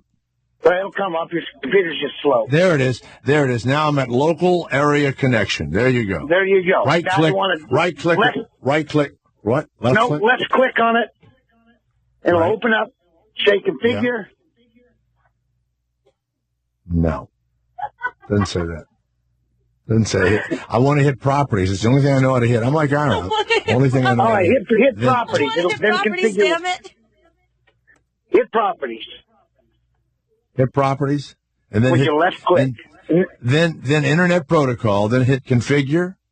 Then hit configure. Left or right? Left. Then do a thing. Just wait a minute. It'll do it. No, it's asking me if I want to. No, it's asking me if I want to troubleshoot. Well, yeah, hit troubleshoot then. It'll do it for you. No, it won't. Yeah, well, that's what it's supposed to do. It figures out what's wrong with your internet connection, with your LAN, and it'll fix it for you. It will? It should. If you've done it before. Do you want a second opinion from Leon in Canada? Because he says he can help you also. Yeah, no, it won't do a damn thing. No, it's so simple. I'm embarrassed. Leon, it was just some properties, and then a window came up and it said, "What is it?" Here, listen to Leon. Jay, open your browser. My what? Your browser, Internet Explorer. Yeah, but that is not going to help me. Yes, it will. Why? Hit Tools. No, I don't know how to do any of that. I can't do that. I couldn't find tools on here if there was a ring right sticking top. It's up at the top, Jay. Tools at the top. Tools. Yep. Doesn't say tools anywhere. I think Jay's being a tool. No, it doesn't. It doesn't say tools. It doesn't say anything. It's loading games. That's what it says. It's loading games now. It's loading games. It said I'm loading a game for you. If you don't have your... I see tools. What do you do with tools? Okay, go down, click on Tools, go down to Internet Options. Internet Options. At the bottom. Yeah. Okay. Left or right click? Left. Left click? Left. Okay, yeah. Then at the top, you see Connections. Yeah. Click that. Left or right? Left. Always left. All right. Right. And go down. You see LAN settings? LAN, L-A-N? Yeah, yes. I see that. Click that. Got There's your automatically detect. Automatically detect. Use settings. Yep, click that. Go like that. Then hit OK. Yep. And then close everything. Yep. Hold on. Or if you're correct, I'm going to give you an 8x10 glossy. Hold on. If you're... Hey, I want an 8x10 glossy. I was correct, too. You were just being a tool. No, you weren't. You wouldn't know fucking corrective that hits you in the fucking head. Correct. Hold on a minute. No, that doesn't work. Okay, that usually works. No, it didn't work. Didn't work. Not responding. Sorry. Oh, you know what? That's too bad. Yeah. It's so incredibly simple. And it's this little piece of paper that told me how to do it. And that's it. Mike in Florida. I love your girls. I wish I had pictures of them. Thanks, Jay. Goodbye. Hi. Get Mike rid in of him. Florida is wondering if your cable is plugged in. Yes, it is. It's all plugged in. Everything's plugged in, and it's left click, right click, and you get to that thing, properties, and that's it. Yeah, no, I can't get it was, and you know what's weird? I lost this piece of paper about 5 years ago, and it took me a week for somebody to call me up and figure it all out. Mm-hmm. You know, left click, right. It's amazing to me how simple. And I can't even remember one move. You know, mm-hmm. Do you know that I have a list of things on how to get my printer to print? I don't know how to make the printer print. I have to have a piece of when I want to print something. I have a booklet, and I open the booklet, and it says printer, and I have it written, you know, and I go 1, 2, 3, 4, and I make the printer work. You would think I print thousands of pieces of paper. I can't remember how to make the printer work the next day. I don't know what to tell you. It's just, you know, it's terrible. Maybe Mike in Michigan can help you. No, nobody can help me. Go ahead, it's Mike. over. Yeah. Because you don't know what I'm doing. I'm trying to open something called Assistant Producer. Wait. What is it? I don't know what the hell you're doing. But listening to this is like listening to somebody teaching a retard how to swing a golf club. Will you please move on, or just throw that fucking machine in the garbage? Go buy a Mac, or get a number 2. No, I can't. The Mac will not take the piece of the program that we're working. Okay. Sorry, can't do that. How about a notepad? You know what? You're telling me to change equipment. I'm telling you, I'm 3 moves away from Nirvana here. It's so simple. Oh, now there's Ira, the weatherman. Good all right, thank afternoon, you. Jay. Now, you know what? With all of these computer geniuses, and I have one of the simplest machines in the world, and you too, Christina, no one could tell me how to do it. That's pretty amazing. So as smart as everybody is, and they know computers and everything else, they couldn't tell me how to do it. And I know it's simple because I don't know. I've been hearing you go through this for a couple of hours now, and years also. And that piece of paper, I would hook it. You can't let that go. You're not paying attention or trying to grasp what the new stuff that they're trying to tell you because you're so hung up on the way it was before. Well, I'm now hung up there's on a the papers. new. There's a new kid in town. You gotta, get over it. No, it's the way it's done, and it's those 3 or 4 moves, and it's like whoever sent me that piece of paper must have died. Right. They must have died back then. But you're gonna have to let that piece of paper go. Okay. I know it's hard. I know it's hard, but you're going to have to let it go. I'm going to have to send the computer back to New York. I'm going to have to tell you who's on the phone for 4 weeks now. Yeah. That's right. I'm going to send it back to New York, and it's the dumbest thing I've ever seen. They're going to do 3 clicks, and then they're going to send it back to you. Yeah. Oh, no, they did that before, too. They did that because I couldn't get a wireless network. They must be having the best time back there in the shop laughing at you. If I could find this friggin' piece of paper, it would be 2 seconds. You know what? I don't even feel like talking to anybody on the phone. What do you think of that? I'm so depressed. I need laughing gas. Jay Thomas. It's the Jay Thomas Show. Afternoons. The Jay Thomas Show. It's the show that the average listener would do if they could do their own radio show. Sirius XM Indy.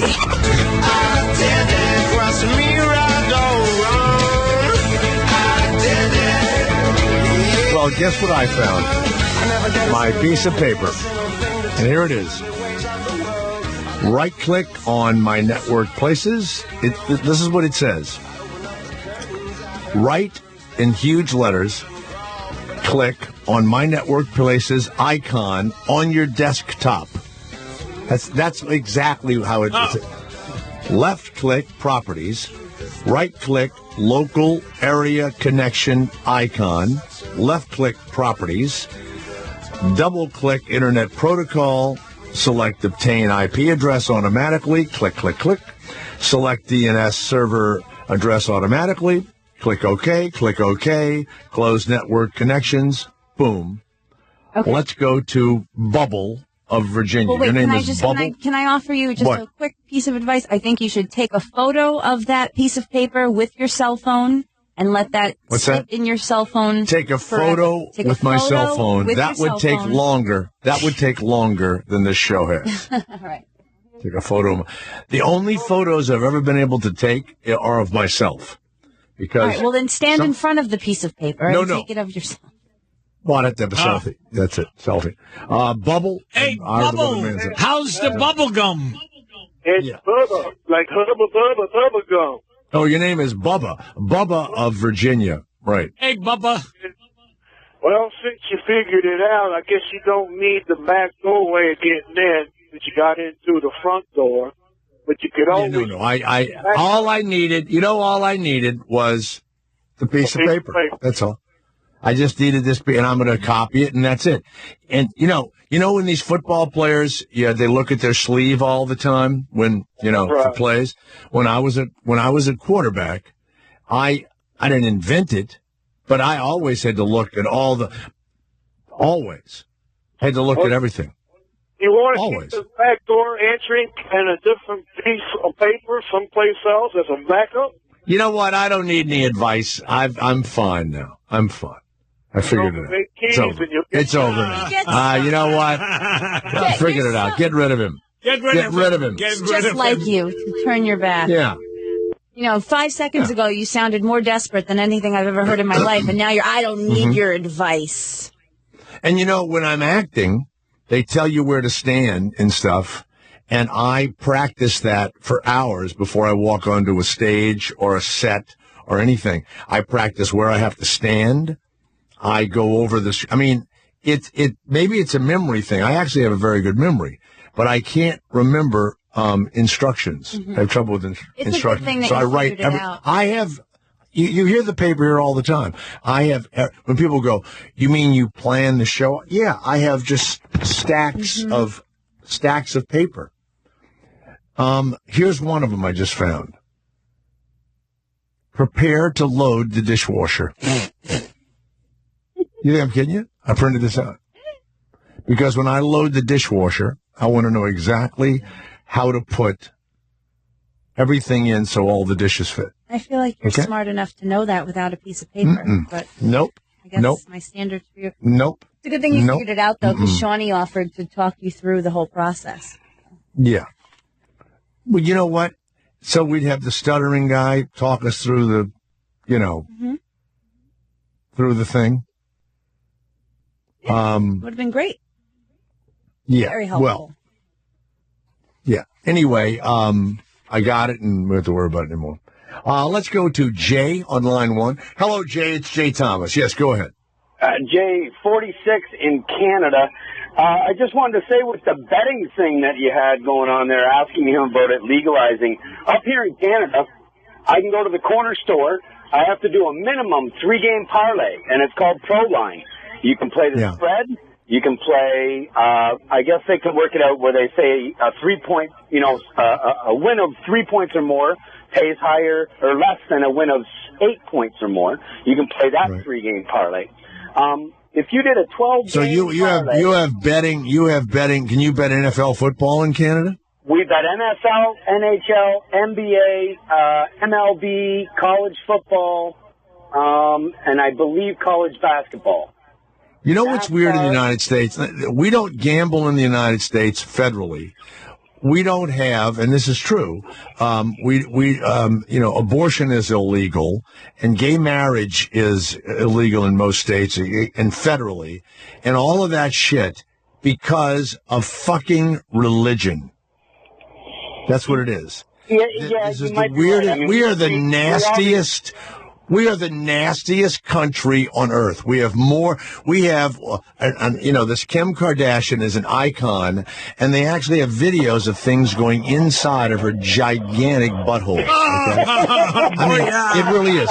We are the nastiest, most disgusting country on the face of the earth. We have We show nakedness. We do we have nothing but war movies on and people blowing each other up on television and hitting and shooting. Yeah. And every hit TV show is about rape and mayhem and pedophilia and everything else. And because of some religious assholes in the United States, we don't have gambling. We don't have... Oh, we got gambling, Jay. We got gambling in Atlantic City. Yeah, about 4 states. In the Yonkers racetrack. No, but we don't have it. Good. No, you have it because of Indian, only outside of New York State or wherever. You have to be a Native American to have a friggin' casino outside of Nevada and 2 or 3 other states, which is unbelievable. It's stupid. It's because of fucking religion. I could give you just a quick piece of advice, Jay. What? That piece of paper that you don't want to ever lose, fold it up to a size that you can tape it underneath your keyboard. You'll never lose it. Get rid of him. It was there. It fell off. Fell somewhere. Jay. What is it? Jay, the other day... I don't want anybody calling about the computer. Last Sunday... Get rid of all of them. Yes. I went to Yonkers racetrack. I went with $200. I walked out with $208. So you went in with $200 to win $8. Do you know how ridiculous that is? Jay, but at least I've been doing very, very good in the Yonkers. That isn't very good. That's ridiculous. With their money, practically. They're $8. I hit $348 2 weeks That's like that's a 4% return on your money. 4%. You could have stayed home. You could have worked at a McDonald's and made $8 an hour. Whoa! Why don't you work at McDonald's? Why don't you get a job for $8 an hour, and it would be better than gambling? Well, I like to gamble in the Yonkers, Jay. I know. In fact, why don't you get a job? Why don't you get a job at a McDonald's or at a fast food restaurant? I don't want to. In fact, for my birthday, they're giving me $10 next Thursday just to go back to Yonkers racetrack and get $10 for my birthday. The racetrack is giving you $10 for your birthday. Yes, the casino is. Yes. Wow. They're very, very kind. Well, you're hooked. Jay, it's sad. Hooked, but I went New Year's Eve over there. I went with $300 New Year's Eve. Mm-hmm. Hold on, let me guess. You walked out with $312. No, I did not. $235. You walked in with $300, and wait a second. You were bragging about winning $8, but now you went in with $300, and you lost, $65. That is right, Jay. Do you not understand? And then I went on Thursday also with $220, and I walked out with $237. So you give them $60, $70 a shot, and every now and again you win from $8 to $12, and you think somehow that's good?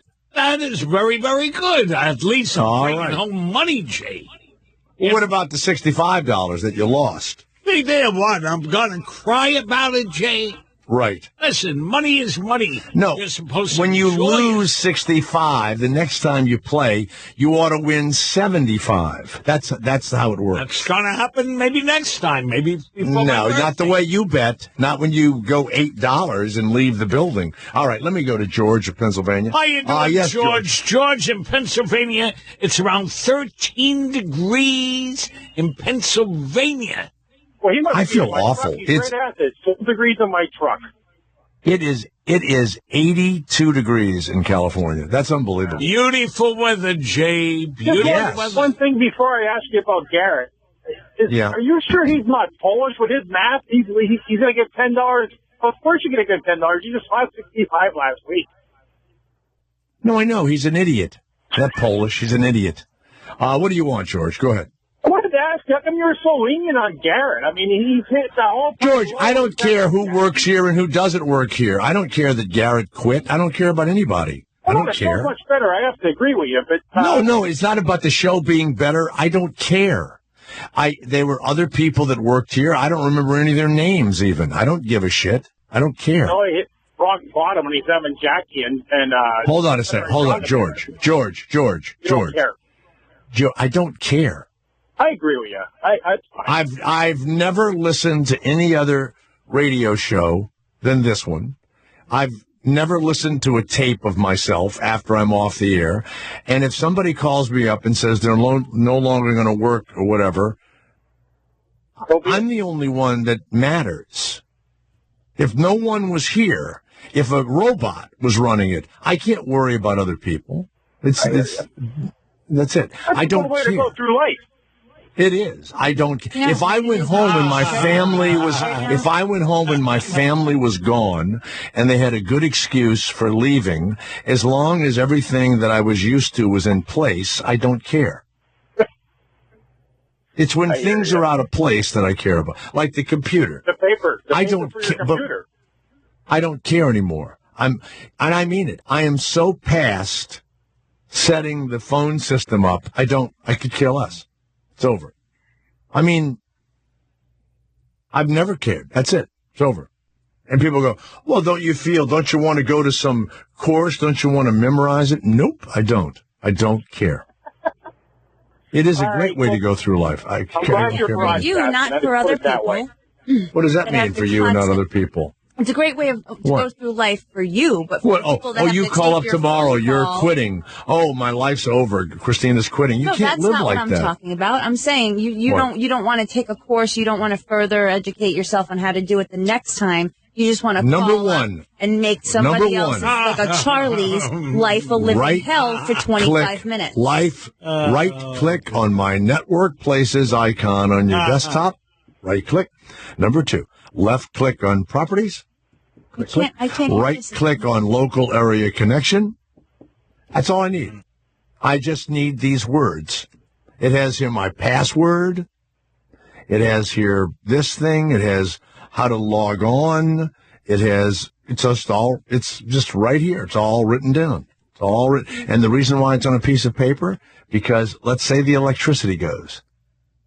I wouldn't have my instructions on the computer. You still I have them on a a phone, piece. even if the electricity went. No. As long as it was charged ahead of time. No, that's it. It's everything. And here, this one's over here. The phone numbers. What is this one here? It tells me here what to do about on demand. Oh, geez. Why do you even need to know that? You're not. Because they sent me a note. They sent me a note, and I get the note. I didn't get the note on how to do on demand. I had to teach myself. Well, that's it.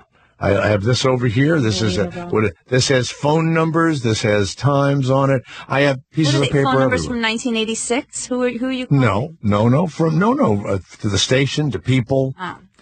To guys I might have to. I don't go. Why would I go into open a telephone? I have it all written here. It's all written in front of me. It's just sheet after sheet, and I just go over it. That's all. Simple. In my own hand that I trust. The phone shuts off. I'm like at the casino. I win $8. I'm happy. Let's go to Jeff. Jay. You have to be happy with everything, Jay. I'm happy with writing everything down. Let's go to Jeff in Michigan. Yes, Jeff, it's How you Jay. doing, Jeff? No one's ever going to steal anything out of my computer. No one. Because I don't have anything in it. Nothing. I don't do any checkbook online, or I don't do any banking online. I don't ever go to a computer company online. Nothing. Zero. Nothing. The people have said, all of your information was stolen, maybe, when whatever it was, Target was hacked or Sony was. None of my information was hacked. I mail checks through the mail. I don't do anything online. Nothing. I don't buy a plane ticket. I call them up. I give them the information, and then it's erased immediately. There's no record of my credit card anywhere. Yeah. You've never ever heard me come on and go, oh, my God. Oh, they got all my, you're not going to get my information. None of it. And when people are all upset about it, I go, well, then don't use the computer, stupid. They're going to hack into my cell phone and see yep, K, and no. That's all I've ever done. Yep. You coming? Yep. Something's going to happen? K. Send. You want this guest? What do I put, Christina? No. That's it. Yep, K, or no. They can have all that. The Koreans can have all the yep, K, and no they want from me. Yep, K, no. That would be the name of my company. Yep, K, no, Incorporated. Jeff of Michigan, go ahead. Hey, Jay, how you doing? Fine. Good. Yep. Just wondering, I mean, you're saying you don't care about what you say on the show. I mean, I love your show. I think it's great.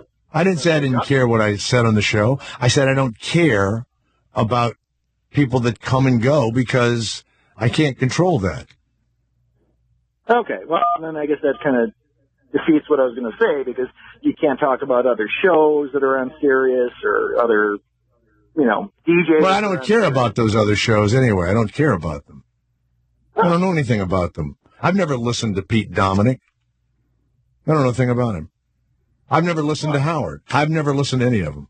I've never listened to me, except... Never, ever. Never. Except when I'm on there. I've never watched David Letterman unless I'm on that show. I've watched David Letterman when I'm on the show. I was on Murphy Brown for 7 years. I only watched it if I was on the show, like if I was sitting around. That's it. Oh. Yeah. Never. Okay. Well, don't listen to anything, nothing. Because, why? I did it already. It's already done. Good point. Good point. That's it. I mean, last thing, I know you hate second topics to come up, but I'm going to try it anyway. Sure. When computer stuff happens, sometimes the best thing to do is turn the damn thing off and turn it back on. That's the stupidest thing I've ever heard. Not really. Thank you. Resets. Yeah, it is. I know it. That's when you reboot it and all that. What would that have done? Would it have found the piece of paper? Would that have found the piece of paper that had the instructions on it? That's it. I found the piece of paper, didn't have to turn anything on, turn anything off. I just looked at the paper, and I'll read it again. Right-click my Network Places icon on your desktop. Click. Left-click Properties. There you go. That's all I needed. Does your voice go through ISDN? Right there. All I needed was a piece of paper. Oh, the ISDN instructions everywhere on the front of it. All on the front of it. All of it. Okay. With the settings, all of it. Everything. I have everything written down. I'm glad you're at 82 degrees. We're at 10 degrees. Yeah. All right. See you later, Jeff. Obama's clogging up the freeway. All right. See you later. By the way, I did mention something about the Keurig machines, Christina, the ones that make the coffee automatically. Do you know I've used every one? There's about 10 different companies. I have never had a good cup of coffee out of one of those machines because they don't put enough coffee in the little dispenser thing. It's not strong, right? They've recalled more than 7 million single-serve coffee machines from Keurig Green Mountain Incorporated. Really? It's the Mini Plus brewing systems.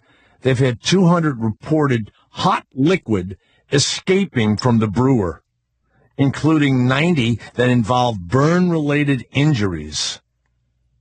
Wow. Man. Hot liquid came out of there. The only way hot liquid is going to get on me is if I, it's the mini one apparently. Maybe it's the K10 Mini Plus. Yeah.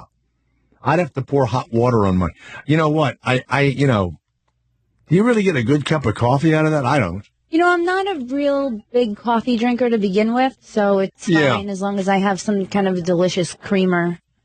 Fat vanilla to throw in there. Noah coffee is very, very nice, Jay. Starbucks coffee. They have a Starbucks coffee right around. Now, that's a company that sells coffee called Starbucks. Starbucks. Where are they? Is it convenient? They have a machine over here. Really? You mean a free machine in the coffee room? Mm-hmm. Yes. Thank you. Have you ever been and have you ever paid $3 for a cup of coffee in the store? Yes, I have, Jay. Really? Yes. I am stunned. Yes. I am stunned. That's half your winnings. That's right. Ricky Lake, the actress / talk show host, is expanding her version of her documentary, The Business of Being Born, where she is promoting women having their children at home. Isn't it the water birth also that she promotes? Getting into a kiddie pool in your living room and letting it all happen? Why would anybody take advice from Ricky Lake, the actress / talk show host, about having people have children at home? First of all, she's done it. Yeah, well, you know what? When we were having our kids, somebody talked about it. You know how many people, the kid's born and he has the umbilical cord around his neck? Yeah. That happened to me. I was in the hospital. I was born in a hospital. Yeah. And that thing was wrapped around my neck. I mean, it ought to put failed actress, okay, / uninteresting talk show host, now birth expert. Now, is she fat or skinny? What does she look like these days? She's thin. Then who's she married to? Does she have a husband? Yes. She has a husband.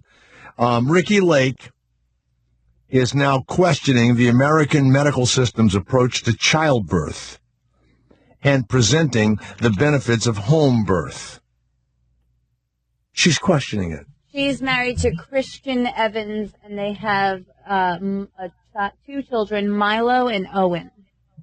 What does he do for a living? Christian. Is he a manager? He manages actress / talk show host wife. And interviews include celebrities like actress. They're divorced. Christian Evans is divorced. Really? Oh, I'm so shocked it's new. You mean he had trouble handling the actress / talk show host's genius fucking idea about having kids at home? Only irreconcilable differences. It's not a big deal. Really? You know who one of her interviews is on her brand new, documentary, the extended version? Who? The actress model Stacy Keibler. Ooh. Mm-hmm. She was swayed by the film, and so she gave birth at home. Now, wasn't she dumped by George Clooney? Wasn't she a wrestler? Or something? Mm-hmm. Yes. So now she knows all about childbirth now, the wrestler. Well, this is like this hippy-dippy stuff that celebrities get into. Like I want to have a baby in my living room in a baby pool. Yeah, and I you know want what's to eat sad? my placenta. I want to turn it into a pill capsule. I mean, like there's all these little things that, and then they leech onto it. And then before you know it, Gwyneth Paltrow is selling $400 T-shirts on her website. It's weird. And her husband left her too. Yeah. Yeah. Her husband left her, and he said, and he became he started eating meat within 6 hours of the divorce papers being signed. He went and had Can you imagine? Arby's. He just takes it, rips it into it like a man, just. Mm-hmm. He couldn't wait to have an Arby's roast beef.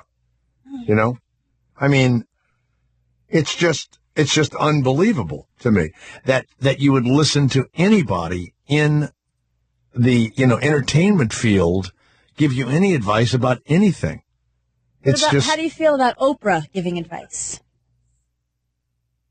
I think she has doctors on that give advice, but I don't. Yeah, but I mean, Oprah says, shit in your hand, and then everybody shits in their hand, and then she says, eat it, and everybody will eat it. They'll do. Well, there you go. They're lucky. They're lucky. They're lucky. Yeah. With me, I at least try out all the things that I advertise, and I give you my personal opinion of them. Right. That's different. Ricky Lake, we looked into having a child at home, and we found it to be sketchy. Not disgusting, sketchy, because there are too many comfortable places that you can have a natural birth at the hospitals now. You don't have to be at home. And then if something does go wrong, God forbid, the doctor is right there. Let's go to Lisa of Wisconsin. Sleep in the same bed that you've had children at your shooting out of. You know? Did you have a big? You had children at home, did you, Lisa? Did you have hot water there in case there was a stillbirth? You made soup out of them. No, but you do need hot water for sterilization, and Is that why you need the hot water? I thought it was to make soup. Did you do a kiddie pool for home birth, or? I didn't. I actually had a hospital birth with my midwife, and then I had a home birth with my last child. But where do you, when you're at home and you're giving birth, what are you in? Are you in your own bed? I hope you Scotch guarded the sofa. Well, I labored in our bathtub. So during my contractions, I was basically just taking a hot bath to ease my back pain, which is the same thing I did at the hospital. Mm-hmm. And then when I was ready to push, I got out and squatted at the end of my bed, and within 3 pushes, she was out. What was on the floor when you did that? The child was on the floor, some towels or some shit. Where was the husband during all this? And who cleans up afterwards? Yeah. Well, we laid a shower curtain on the floor with, sheet. And he was actually sitting on the end of the bed, and I was leaning into him, behind him. And you would have had to clean up the vomit for me. I would have thrown up. I would have thrown up on your back. Yeah. I don't understand the position. So you don't just, lay on your back, throw your legs up in the air, and have a baby now. Like, you were squatting, and then it just... That seems like it would be easier. Sounds like my prostate exam today. I had 3 positions I could get in. Yeah. Because you're almost like pooping, but... It's exactly like that, because you're bearing down and gravity takes its force. I did the squat when I was in the hospital, too, And somebody's just there to catch the baby? Yeah, with my second one, I actually grabbed her head and helped. Yeah. Now here's the other thing. Did you know what they warn you? You know what they warn you of when you're having a baby? Well, you know this too, Lisa, that there will be at least a quarter size of poo-poo that comes out when you're straining, at least a quarter size. So a little poo-poo comes out, Christina. I didn't want any of that. When we were sitting there and listening to it, I turned to my wife and I said, we're not having afterbirth and poo-poo and whatever in the bedroom, the living room, nowhere. We're going to be in a hospital. No, I don't. You want where there's a nurse and an orderly and someone cleans it up, and then you come in and you give somebody a cigar and you drive the kid home. Yeah, and hand it off, and then you give the kid to a nanny when you get back to the house. Well, I don't know. With blood loss, it's like 0.5 milliliters. There's not a lot. It's not like a big flush of blood comes rushing out. So there's very minimal. And there was a warm washcloth, against me, so they grabbed the poo-poo. But, it was great to then lay back in my bed and nurse my baby. My midwife has actually been delivering babies for 30 years. She's delivered more babies than most of the doctors in a 3-county area where we live. Yeah. Well, and then, no, there's all sorts of smells and everything. No. Wait, so do you squat and push the placenta out too, or does somebody just punch you in the stomach and it comes flying out? How does that work? Yeah. Yeah, it's kind of, she pushes on your stomach a little bit to kind of push your uterus down, but it just kind of plops out like, I don't know, like a blood clot. I mean, it just Did you eat it? No, I didn't eat it. All right, good. Yeah. That I can't. Now, you're from Wisconsin. Did you have the birth wearing a cheese head by any chance? Did you have a cheese head on? No, I did not. Because if you did, I'd want a picture of you squatting with a quarter-sized turd coming out of you, and the kid flopping out on a shower curtain, and your husband there watching the game when you got a cheese head on. I would love to have seen that one. Yeah. Well, I could send you a file of the birth. We did video camera. Sure. You know what? Send it to Christina. Yeah, Christina. Yeah, I mean, but it's really, from having both experiences, and granted I still had a midwife in the hospital, the stress of not, it's less stress when you're at home in your own environment. Within the half hour, I was up changing my own sheets, making, lunch. Oh, you plopped one out. That. You gotta. You know what? You plopped one out in the field. Yeah, you plopped one out in the field, and then you started picking cotton right after the baby was born. Yeah, you're old school. Well, she pulled the baby out of her vagina with her own bare hands. Pulled it right out. Pulled it right out. Keep Lisa there. Let's go to Gary of Louisiana. Gary, were you born at home? Were you plopped out in the field there in Shreveport? What is it? I pay $105 a week for health insurance. I'm going to take advantage of it. I could never have sex again in that bedroom if there was ever anything coming from a baby in there. You hear that, Lisa? Gary says he could never have sex again in that bedroom after watching you plop the kid and the poo-poo out. Really? I don't know. My partner is, I mean, when you're watching your baby being born, it's pretty emotional. You're not married? You have a partner? I'm not married. We've been together 15 years, yeah. Why did you get married? I don't know. I guess we both came from divorced families and felt like it wasn't necessary. That it seems to me that people, even after 20 years of being together, get married, they're divorced pretty quickly. Do your kids' friends ever tell them that they're bastards at school, little bastards? No, but my father has called them that. Aww. Wow. Yeah, that's bad. That's real bad. What a great dad. No wonder you're having a fucking kid in a bedroom on a shower curtain because of that dad of yours. Yeah. Well, all right. Well, good. I'm glad the kids are healthy. How old are they now, these kids? 13 and 8. Wow. And do you ever go back into the bedroom and show them I was just going to ask that question. Mm-hmm. Yeah, every year we watch their birth videos for their birthdays. Wow. Yeah, and my oldest was there when my youngest was born, and in fact, watched the whole birth. And when Isis came out, she's like, "Oh, she's moldy," and it was, of course, all the yick from being born. Just the yick. When you said Isis, you have a child named Isis? Yes.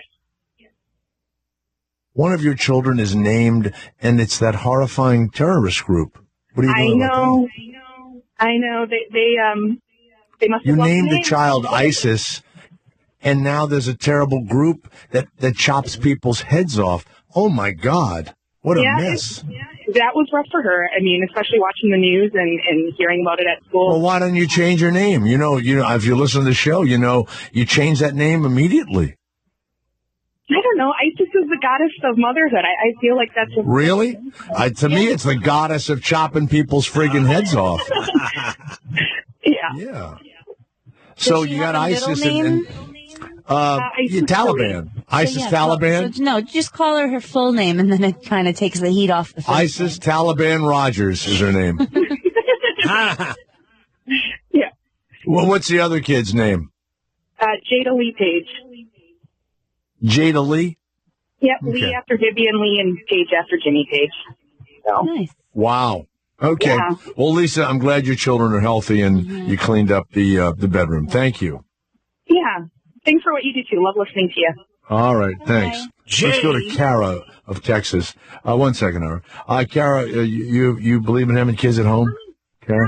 No, actually, I am so against having the children at home.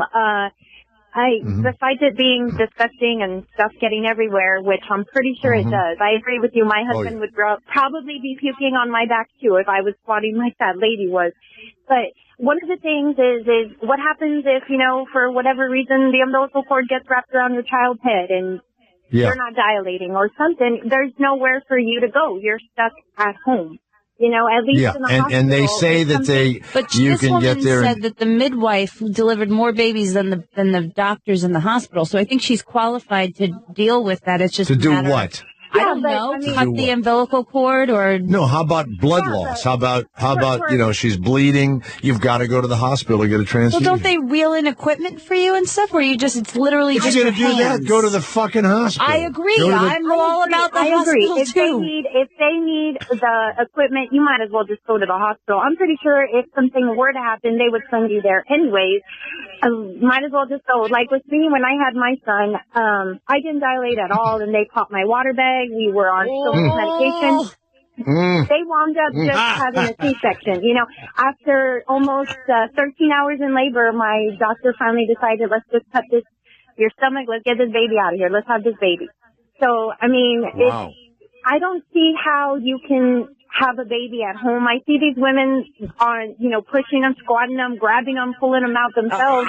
You're paying a midwife to do it. Might as well let them, I don't see any kind of joy in saying I pulled my baby out of my body. That's just disgusting. Michelle and I really I don't know anybody who gets that. You and your computer problems right about now. We're just begging for the right click, left click conversation again. Right. All right. Yeah, I'm in agreement. Yes, what is it, Ira? Jay, this just came in. There is a delay on all LIRR trains. We don't care about that. Due to cold weather. Well, Garrett's going to be stuck in Roslyn, Long Island. 2 hours late. He wrote this. Yeah, it's too bad for him. Too bad for him. Let's go to Juan of Texas. Hey, Juan. Yes, Juan. How It's you Jay doing? Thomas. Se habla español, Juan. There you go. He's gone. No more Juan. Oh, you ran him off. He was going to talk about the Kardashian birth, and he's right. Courtney did reach in and grab her own baby out of her vagina. I saw it on television. They showed it on television. Now, wait a second. If someone's going to pay me $100,000 or whatever they paid her to have the kid on TV, then I would do that. No, still I wouldn't. If they're going to pay me money, yes. Yeah. And I'm sure they had an ambulance next door and everything else. Let's go to Fred, who's in Minnesota. Hey, Fred, yes, Fred, how you it's doing? Jay It's Thomas. going to be around 2 degrees in Minnesota. Yeah. Good God Almighty. It's a heat wave. 2 degrees. Jesus, yes. My brother-in-law used to be a maintenance man at a hospital. Yeah. And he had this wonderful idea. Uh-huh. He went, I don't know if you know it or not, but when they're doing surgery and they're using nitrous oxide or laughing gas, as you call it, yeah. the containers can't go below a certain level, so they take the ones that are like 3/4 down, put them out on the dock.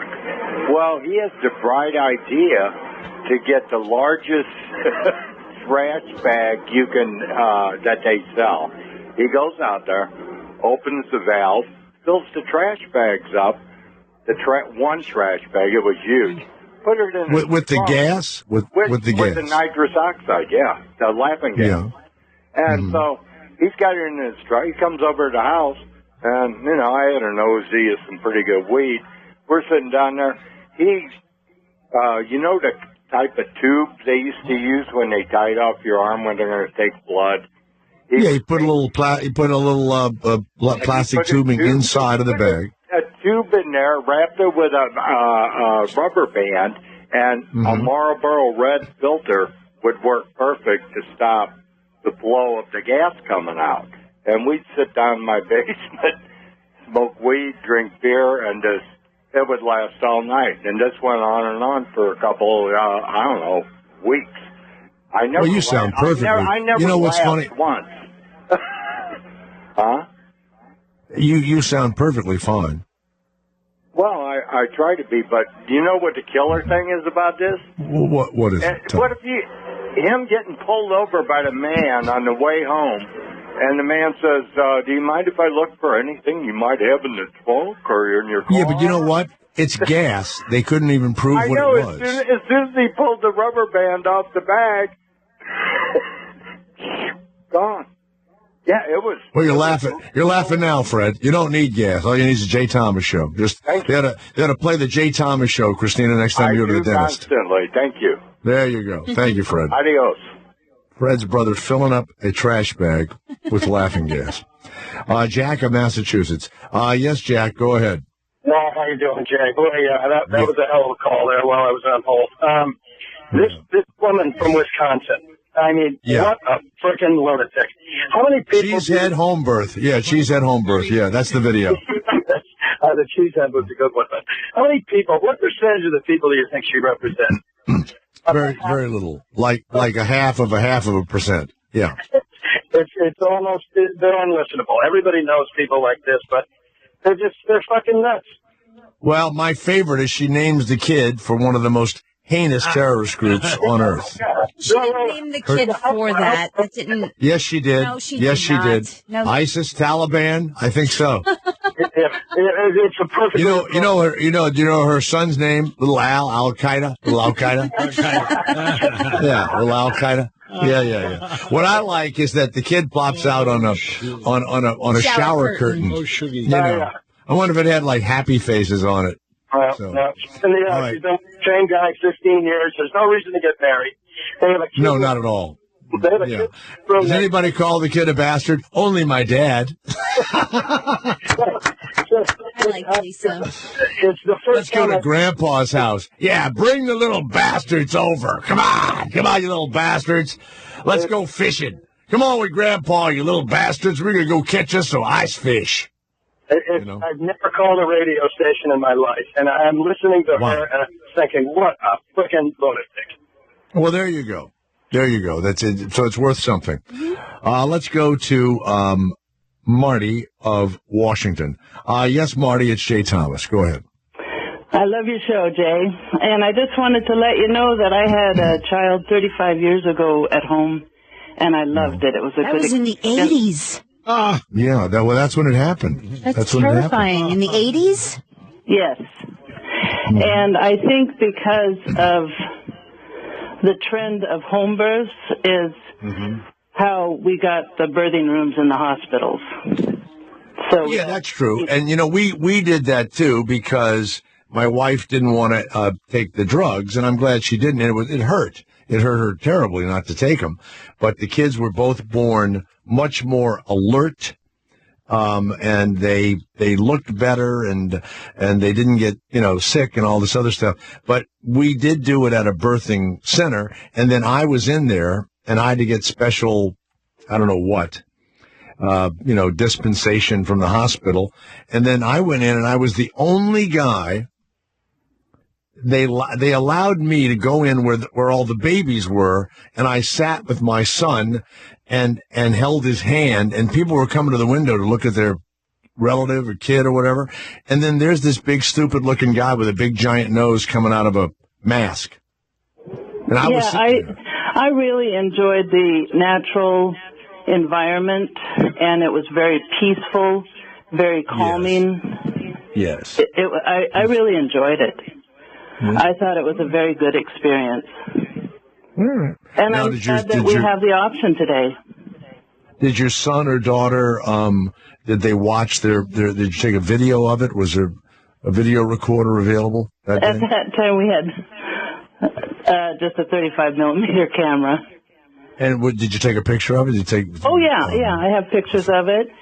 And at the time, I was volunteering at a radio station, so I had their audio equipment. What radio station, may I please ask? Oh, please, for God's sake. Public radio station in Portland. Oh, PBS. Well, no, it wasn't PBS. It was a local public. Oh. Yeah, it was good. It was fun. Okay. And so you still have that? You still have it? The radio station? I'm in Seattle now. I'm not in Portland. No. Do you still have the film of it? Oh, yeah. I have a photo album of it. Oh, wow. Yeah. Okay. Yeah, and it's a boy audio, or a girl? Just a tape. Mm-hmm. All right. Of the screaming. Of you screaming? No, I didn't scream. You didn't make a sound. Well, I made sounds, but it wasn't screaming. I wasn't in the dying mode. Did a little poop come out? No. No poop. Quarter-sized poop. That's what they warned me. They said, remember now, a quarter-sized poop will come out during this natural birth. I didn't get that. And I had 75 cents in my pocket, and when she pooped, I put the quarter down on one of the quarters down on top of it. I said, gosh darn it, they're correct. I said, yeah. My job was to get ice chips, Christina. That was my job. Keep her in ice chips. Thank you, Marty, very much. Oh, you're welcome. Let's go. Thank you, Jay. I love your show. Thanks. Let's go to Tom of Arizona. Tom, you were born in a teepee. Is that where you were born, naturally, on a reservation in a teepee? It could have been a teepee, but I actually slept on the bed that I was born in until I was 15. Isn't that wild? I mean, wow. Was there still the blood stain on the mattress? No. It weirds me out when people talk about natural childbirth like it's weird, because that's the way you're supposed to do it. It really is. The way you're supposed to do it. Well, if you live at Little House on the Prairie, maybe, but pretty modern times we live in, kind of modern having times. A baby. I heard that chick in the background say, "Oh, you're supposed to have a baby." You don't have a baby then. I'm not. I'm She's not going to have one. I've already And you know what else? I got to be honest with you. I wouldn't have one either. If I had a vagina, if I was born a woman, there is nothing coming out of me that doesn't fit perfectly. Okay? That chick from Texas that called and acted like it was icky and all the blood and everything. That's just part of it. It's not icky. That's the way it goes. It's very icky. You don't need to call up and defend the fact that your family didn't have enough money to go to a nice, comfortable hospital and you had to be plopped out on a fucking bunk bed. I mean, really, did you still have the howdy doody, bedspread on top of it? Howdy doody bedspread. Whatever. I don't know. Whatever cartoon cat. Bugs Bunny. I don't know. Something. I don't know. All right. Thank you, Tom. Hi, man. Let's go to Chip, who's in Texas. Hey, Chip. Yes, Chip. Yes, Chip. Go ahead. How's the Chips doing? Yeah, just wanted to let you know, my wife and I actually practice natural insemination, and we did it in our home. You did it right in your home? You just put it right in there and you wiggled it around? Twice. All right. And did she have a quarter-size poop come out of her? Didn't turn her over. Didn't turn her over. All right. Yeah. All right. Thank you. Natural insemination. Thank you. Richard of Canada. Yes, Richard, go ahead. Hey, Richard, it's very, very cold. It's going to be -1 degrees. Wow. Now, is that Celsius or Fahrenheit? Fahrenheit, Jay. Fahrenheit. -20 Celsius. Wow. Richard, go ahead. Baby, it's cold outside. Ira, shut up, man. Jay, you know all these guys, they say they won't go after their wife after they do it on the bed. They don't need a bed. They're jumping on the wife. Right. They're pushing the midwife aside. Oh, no. You can't have sex until many weeks after. Are you nuts? Many weeks after. You know, guys, they're making bullshit excuses. Doesn't matter. It's icky. Rip right open. And that young lady that said, she wouldn't want to do that, she's probably the dirtiest one. Like all the politicians who are guilty and go after them. All right, get rid of this fucking idiot. What this fucking idiot. Jesus. That was annoying. Jesus. Let's go to Andy of Pennsylvania. Yes, Andy. Hi, Andy. You ever have? You know what? Forget at home. Why don't you just have the kid in the truck next time your wife gets pregnant, Andy? Just have her plop it out in the truck. First of all, that'll never happen. She's not even rode with me in the truck. So, no, I had 3 boys. My first one, everything was fine, and then all of a sudden, the doctors found out that he was going to be breached, and then they had to do an emergency C-section. And I mean, nowadays we just pray for, just having a healthy baby. I never cared whether it was a boy or a girl. Luckily, I got 3 boys, healthy boys, and that's the only point that matters. That you have them in the hospital for whatever emergency might come to happen to be. And be thankful that you have a healthy baby. You got a healthy baby, you got 50% of life figured out. All right. There you go, Andy of Pennsylvania with his philosophy. Andy, have a good night. On how to figure life out. Right. Donnie of Detroit, you were born where were you born? In a dumpster of some sort? I was born in a brick basement, and I was born in the Waterhead. A Waterhead! I've missed Donnie. You have a waterhead? You have a waterhead? He is a waterhead. Yeah, I've missed him. Donnie is a waterhead. Donnie's the one that lives in the pod in his brother's driveway. That's right. That's what I meant. I meant, what did I say? I didn't say pod. I said dumpster. Ted, who's in Florida. Because if you live in a pod, you might as well be in a dumpster. Right. Yes, Ted, go ahead. Yes. Funniest Ira moment today, when first he calls, the turncoat, a turncoat, a trader. Yes. And then, he's a trader. And then he's going, I can get up to you from the I-train and the, whatever, Can't wait to get there. Yeah, Sure. right. Yep. That's all right, Well, right? I'm glad you liked it, Ted. Thanks for calling up and recapping. Thank you very much. Dave, Pennsylvania, the Jay Thomas Show. how you doing? It's so wonderful. I'm just I looking love here. it. You can see it. Oh, I'm just seeing the phones. My whole so life has good. changed. You know how Hold much on. easier my Where's job my piece has of? Wait a minute. Hold it a minute. Hold it 1 second. Right click I'm gonna my kill you. network places icon on your desktop. Left click properties. It's just I don't so ever simple. want to hear right click, left click again. Yeah. So go ahead, Dave. Yes. Yeah. Yeah, right hi, Jay. click, left click. Hey, listen, I worked with a guy named Clayton. He was an Irish twin. You know what that is? Born a year apart No. or something. No. Him and his sister were born the same year. In the same year. So don't tell me it's, Right, it's so hard on most women. Because the Mom dad had- got right his back mom had in a there. sister in January and Yeah. had him in November. Yeah, but you're not Jesus. supposed to because you're going to rip the vagina wide open again. No, you know what? And it's all Irish beat up and Catholic. everything. Yeah. Yeah, but you gotta, it's all Infections beat that you up. need to worry about. Yeah. It's not Oh, good. please. That's this. Hey, well, did your dad pour some Jameson inside of her to disinfect it? I don't think they could afford That'll Jameson. do it. They were from Slating. They couldn't afford Jameson. Yeah, you Not pour a that little. good. That's how you Try a disinfect Sambuca. an That's what Irish the Italians vagina do it. for immediate Irish sex. Well, twins. thank you, Dave. Limoncello. Thank you very Jay, much. Love you. Wow, man, got the computer going. We got kids being dropped out right there with the woman's ass against her husband, and then pulling the kid out on a happy face shower curtain. God, what a thought! I'll never get out of